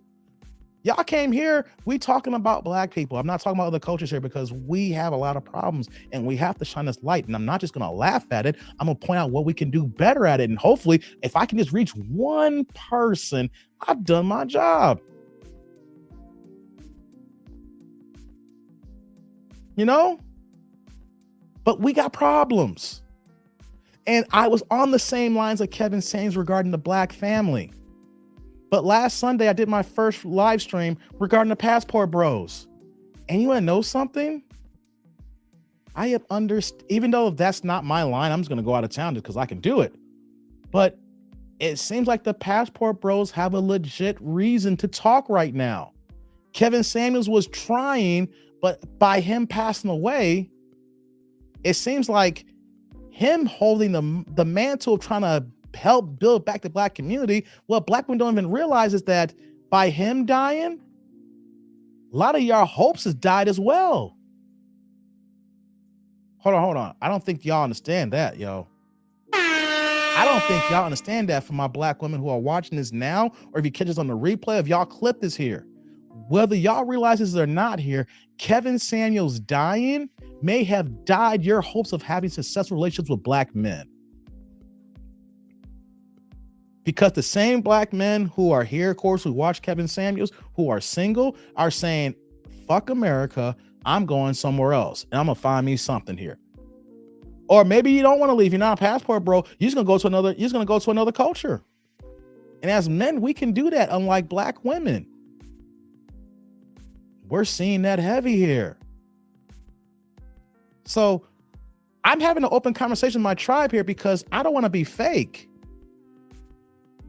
I don't want to say one thing and then do another. You know? Because if I'm seeing my passport bros having legit reason, I can't say, stick it out. You got to deal with this here. Because you know why? I'll be sounding like these dating coaches who are dissing the passport bros, and we literally got this civil war going back and forth because the passport bros are fighting with the dating coaches because the dating coaches realizing that they're losing money if the passport bros movement continues to grow. Because if men say, fuck modern women and American women, we're going to go elsewhere, how's the dating coach is going to make their money when all they have is the women to match up with and there's no guys to match up with? Right? Right? So that's what we're dealing with here. And I find myself in a pickle because I was speaking one way in February, March, and May, April, May, before Kevin Samuels passed away. And now that he's gone, I still believe in what he's saying because I always believed that he's had the voice to be on YouTube and Instagram and on social media to carry out the message. So I always believed it. I took it to heart. I lived it in my house with my parents and my family, seen a nuclear family build and work hard and strive in America here being black. But when Kevin's gone, and I keep doing these videos every day, whether they're trolling or not, I've seen this in real life. I talked to you last time I saw that. So I tell you about the overweight mother and her scooter and her 3 overweight daughters all wearing bonnets in a white neighborhood of Jewel in Naperville, Illinois. These are young girls who are under 18 and already got the mentality that they're moving about these same women that I see in these, I do these live streams every single week. The damage has been done. The damage has been done. So now when we're seeing these women move, it's like, am I wasting my time talking like this here? Do I need to move the content to the Passport Bros? It's a real conversation, guys, because modern women here in the States is making it hard to defend you.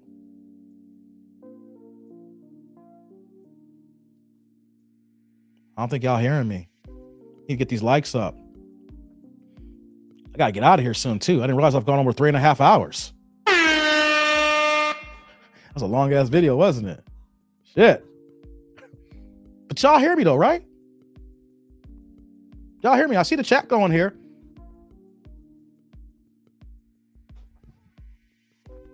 Rose is like, don't get me started about that 10-year-old. Hey. I keep mentioning that time and time again. But here's the thing though, Rose and Tribe. That 10-year-old, that's not a one-off. That is, I would say, the majority of single mother homes who have a boy in the house and their father is not in the picture, or the father's been painted the villain where he don't want to come around here. Talking about he buys video games and see how that boy's moving. That video is not a one-off.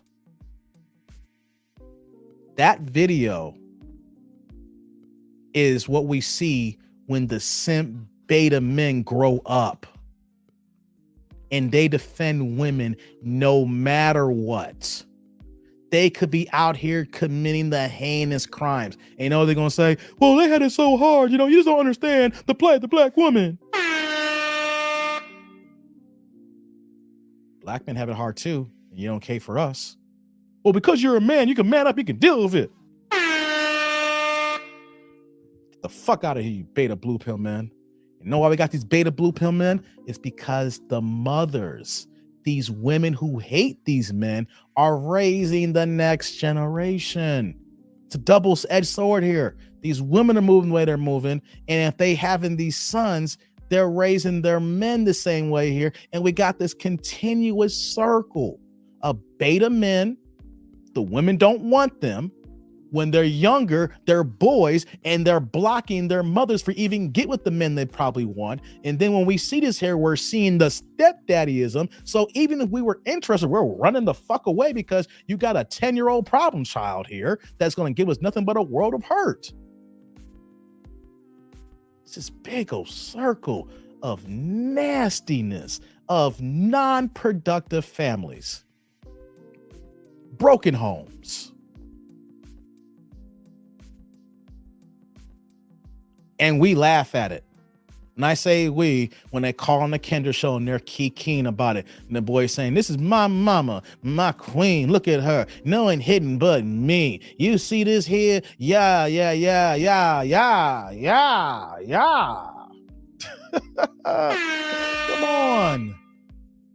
Come on. Why don't we see other races? I mean, other races have their problems, but we don't see them moving with this kind of shenanigans and banshees and all kinds of fuckery.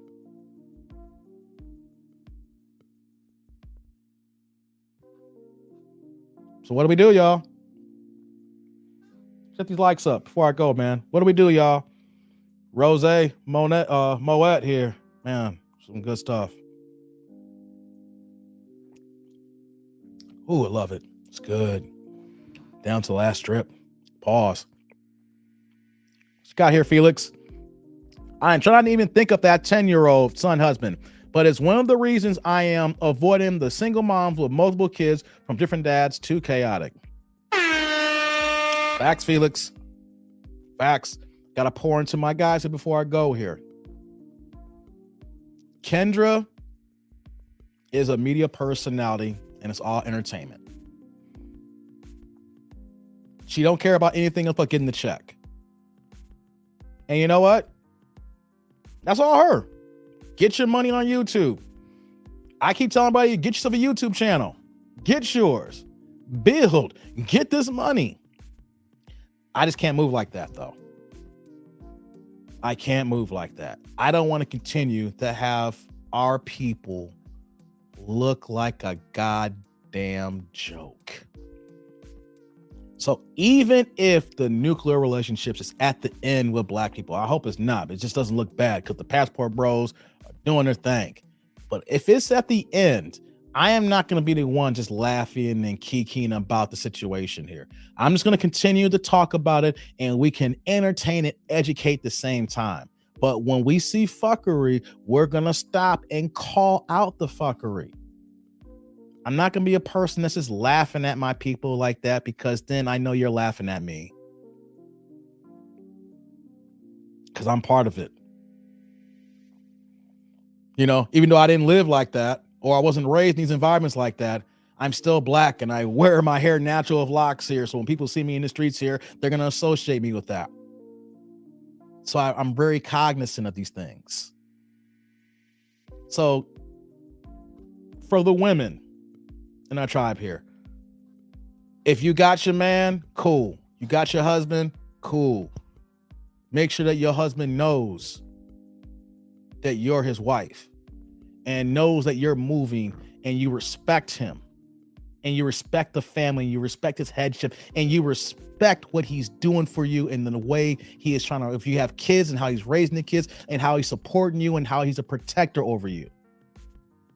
Fellas, if you are seeing women move a certain way, we don't need to put ourselves into a demise where that we're hamstringing ourselves to a financial defeat later. Like I said, like we see the problem with no fault divorces where a woman will take your shit. We have to be careful and watch who we are settling down with. And you know what, though? We're living in this sexual liberation, sexual age here. Y'all got to wrap that shit up because y'all going to be the ones who's knocking women up, the ones I've been doing these videos here. And then you're going to be crying saying, I got this dumbass baby mama, or I can't stand it. She's always on my ass. You know what, though? You raw dog and skeeted in her. Stop having this raw dog, musty, busty sex with these chicks here. Strap it up if you got to. Man, how about this here? If you know that she's not worth it, if you know you looked at her and saying, if I got her pregnant, I'm in a whole world of hurt, just go get some lotion, go upstairs, get that shit out of your system so you don't want to look at her and you can get back to work. Yeah, I said it.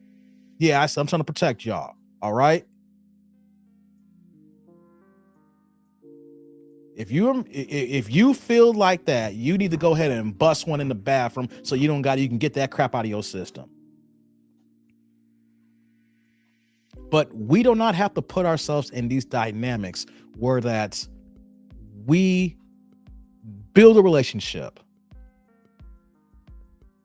we build a family, we choose the wrong person, and then our life's a living hell, makes us destitute, make us broke, and then we gotta live in substandard living while they're living the high life and getting banged out by a pookie while living off your check and child support. I don't want to hear you guys complaining when that happens because I had a friend who did that shit. And I was like, yo, why did you even stick with her? You're like, I don't know, man. The booty was good. Well, you know what, though? I hope the booty's still good now. Matter of fact, the booty's probably been worse right now. She popped a baby on you now. So you know what, though? You ain't getting that same tightness that you getting here. You probably getting it less because she a mom now. Had guys tell me that all about the booty. And you know something? Their life's living hell now, dealing with banshees and hood boogers.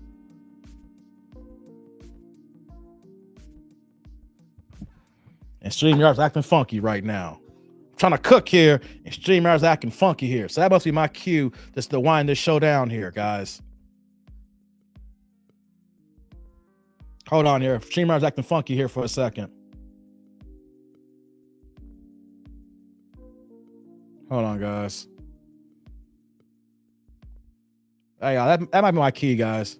I've been going for 3.5 hours, and StreamYard's unstable right now. Just to let y'all know, StreamYard is a browser-based system. I'm thinking about going to OBS. You know?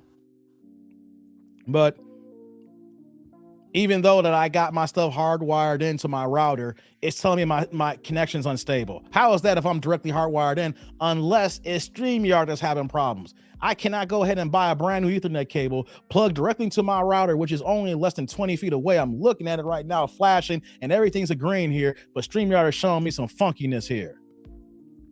You know. Serve your voice, Dave. You're right, Brent. That's why I'm about to close this down, man. Gone 3.5 hours.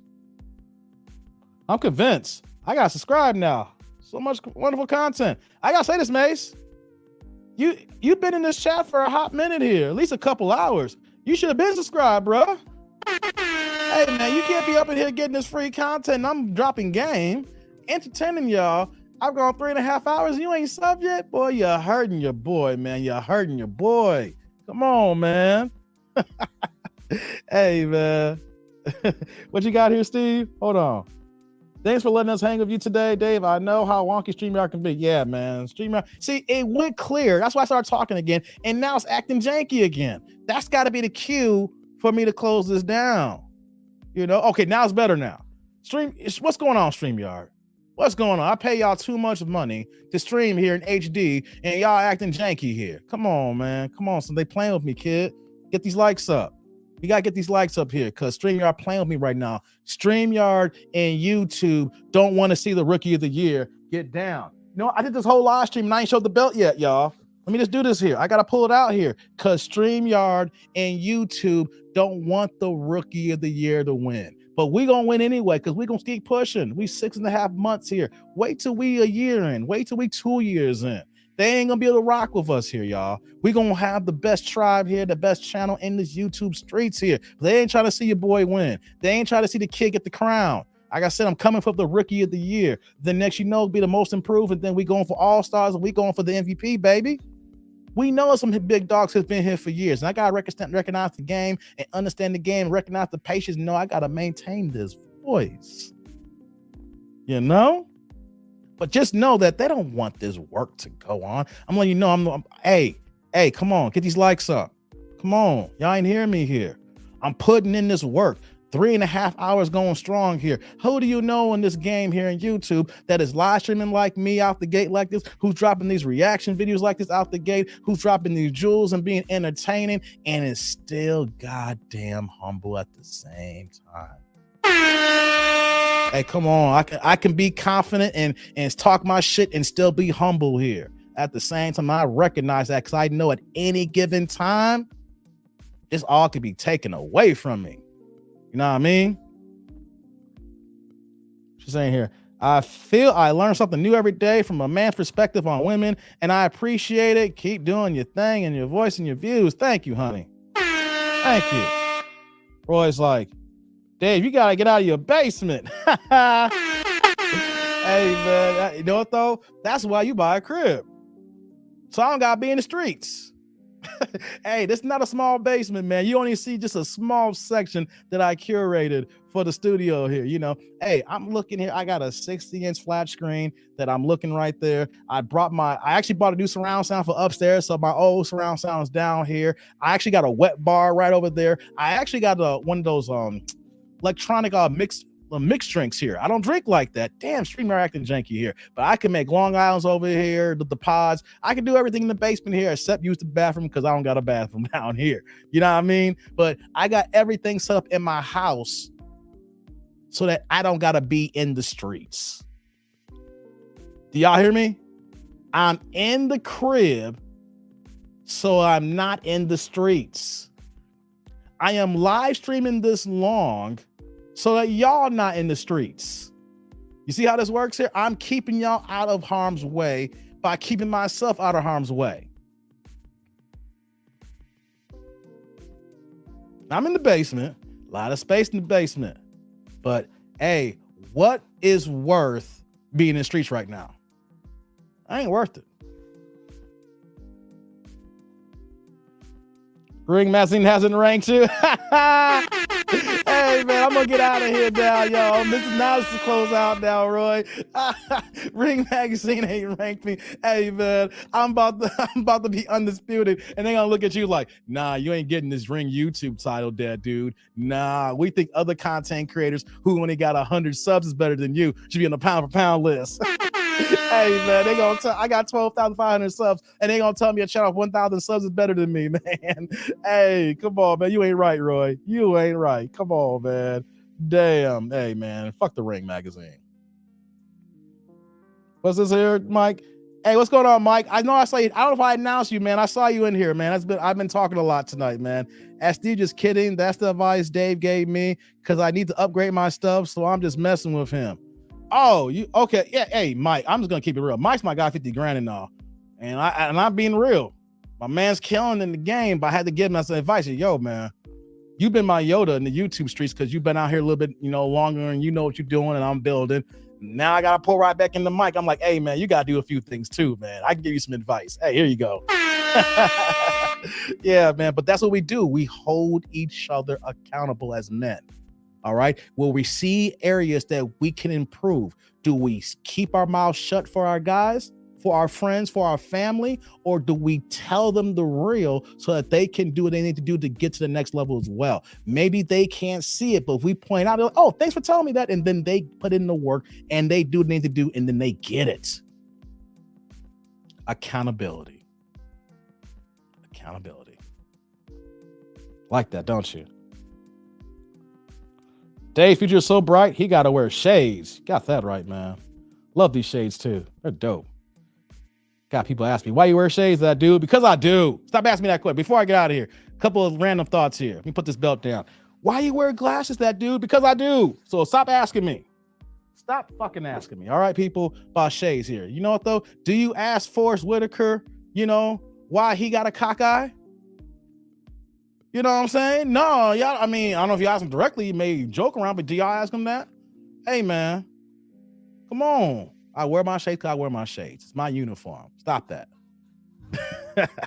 Well, let's see. Let's get out of here, y'all. Let me get to the last chats and we're going to get it on here. Basement gang in the building. You know it. Hey, you get a house with a basement, man. You don't got to worry. It's not like I'm in a small room here. This is actually a full finished basement in the house here. Not an unfinished basement. It's fully finished here, this section. And I have about 300 square feet of unfinished where my storage is at. So yeah, man, the basement's dope here. Ain't nothing wrong with basement gang. Got a crib. I don't got to be in the streets, like I said.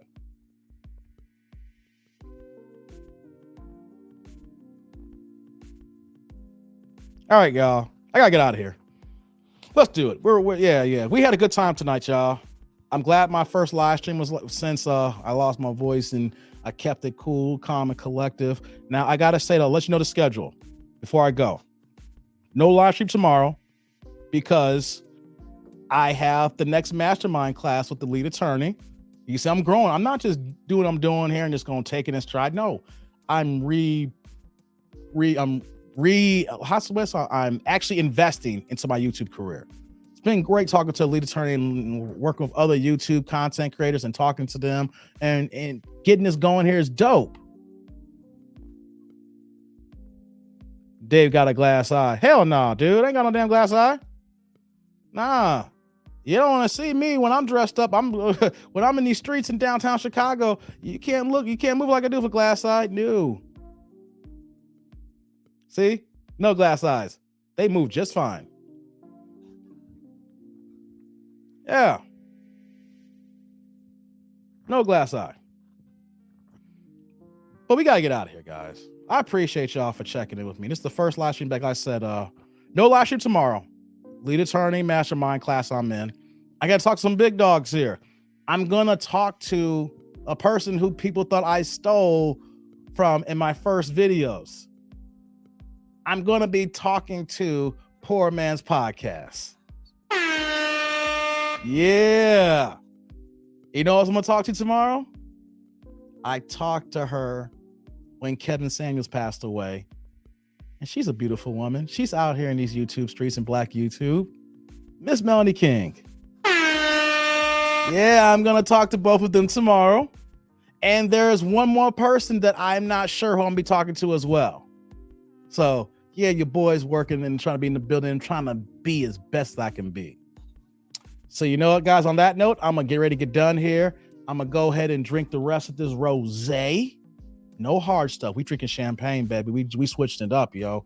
Yeah, you call it bougie life, but you know what though? Ain't no hard alcohol going down here. We just gonna go ahead and sip this and get it going and have a nice night here. So I appreciate you guys rocking with me on this Saturday evening. You guys could have been everywhere, anywhere. You could have been in the club. You could have been in a bar. You could have been in a lounge. You could have been glazing buns. Maybe you were glazing buns while y'all watching me. Who knows? Hope you're doing it safe.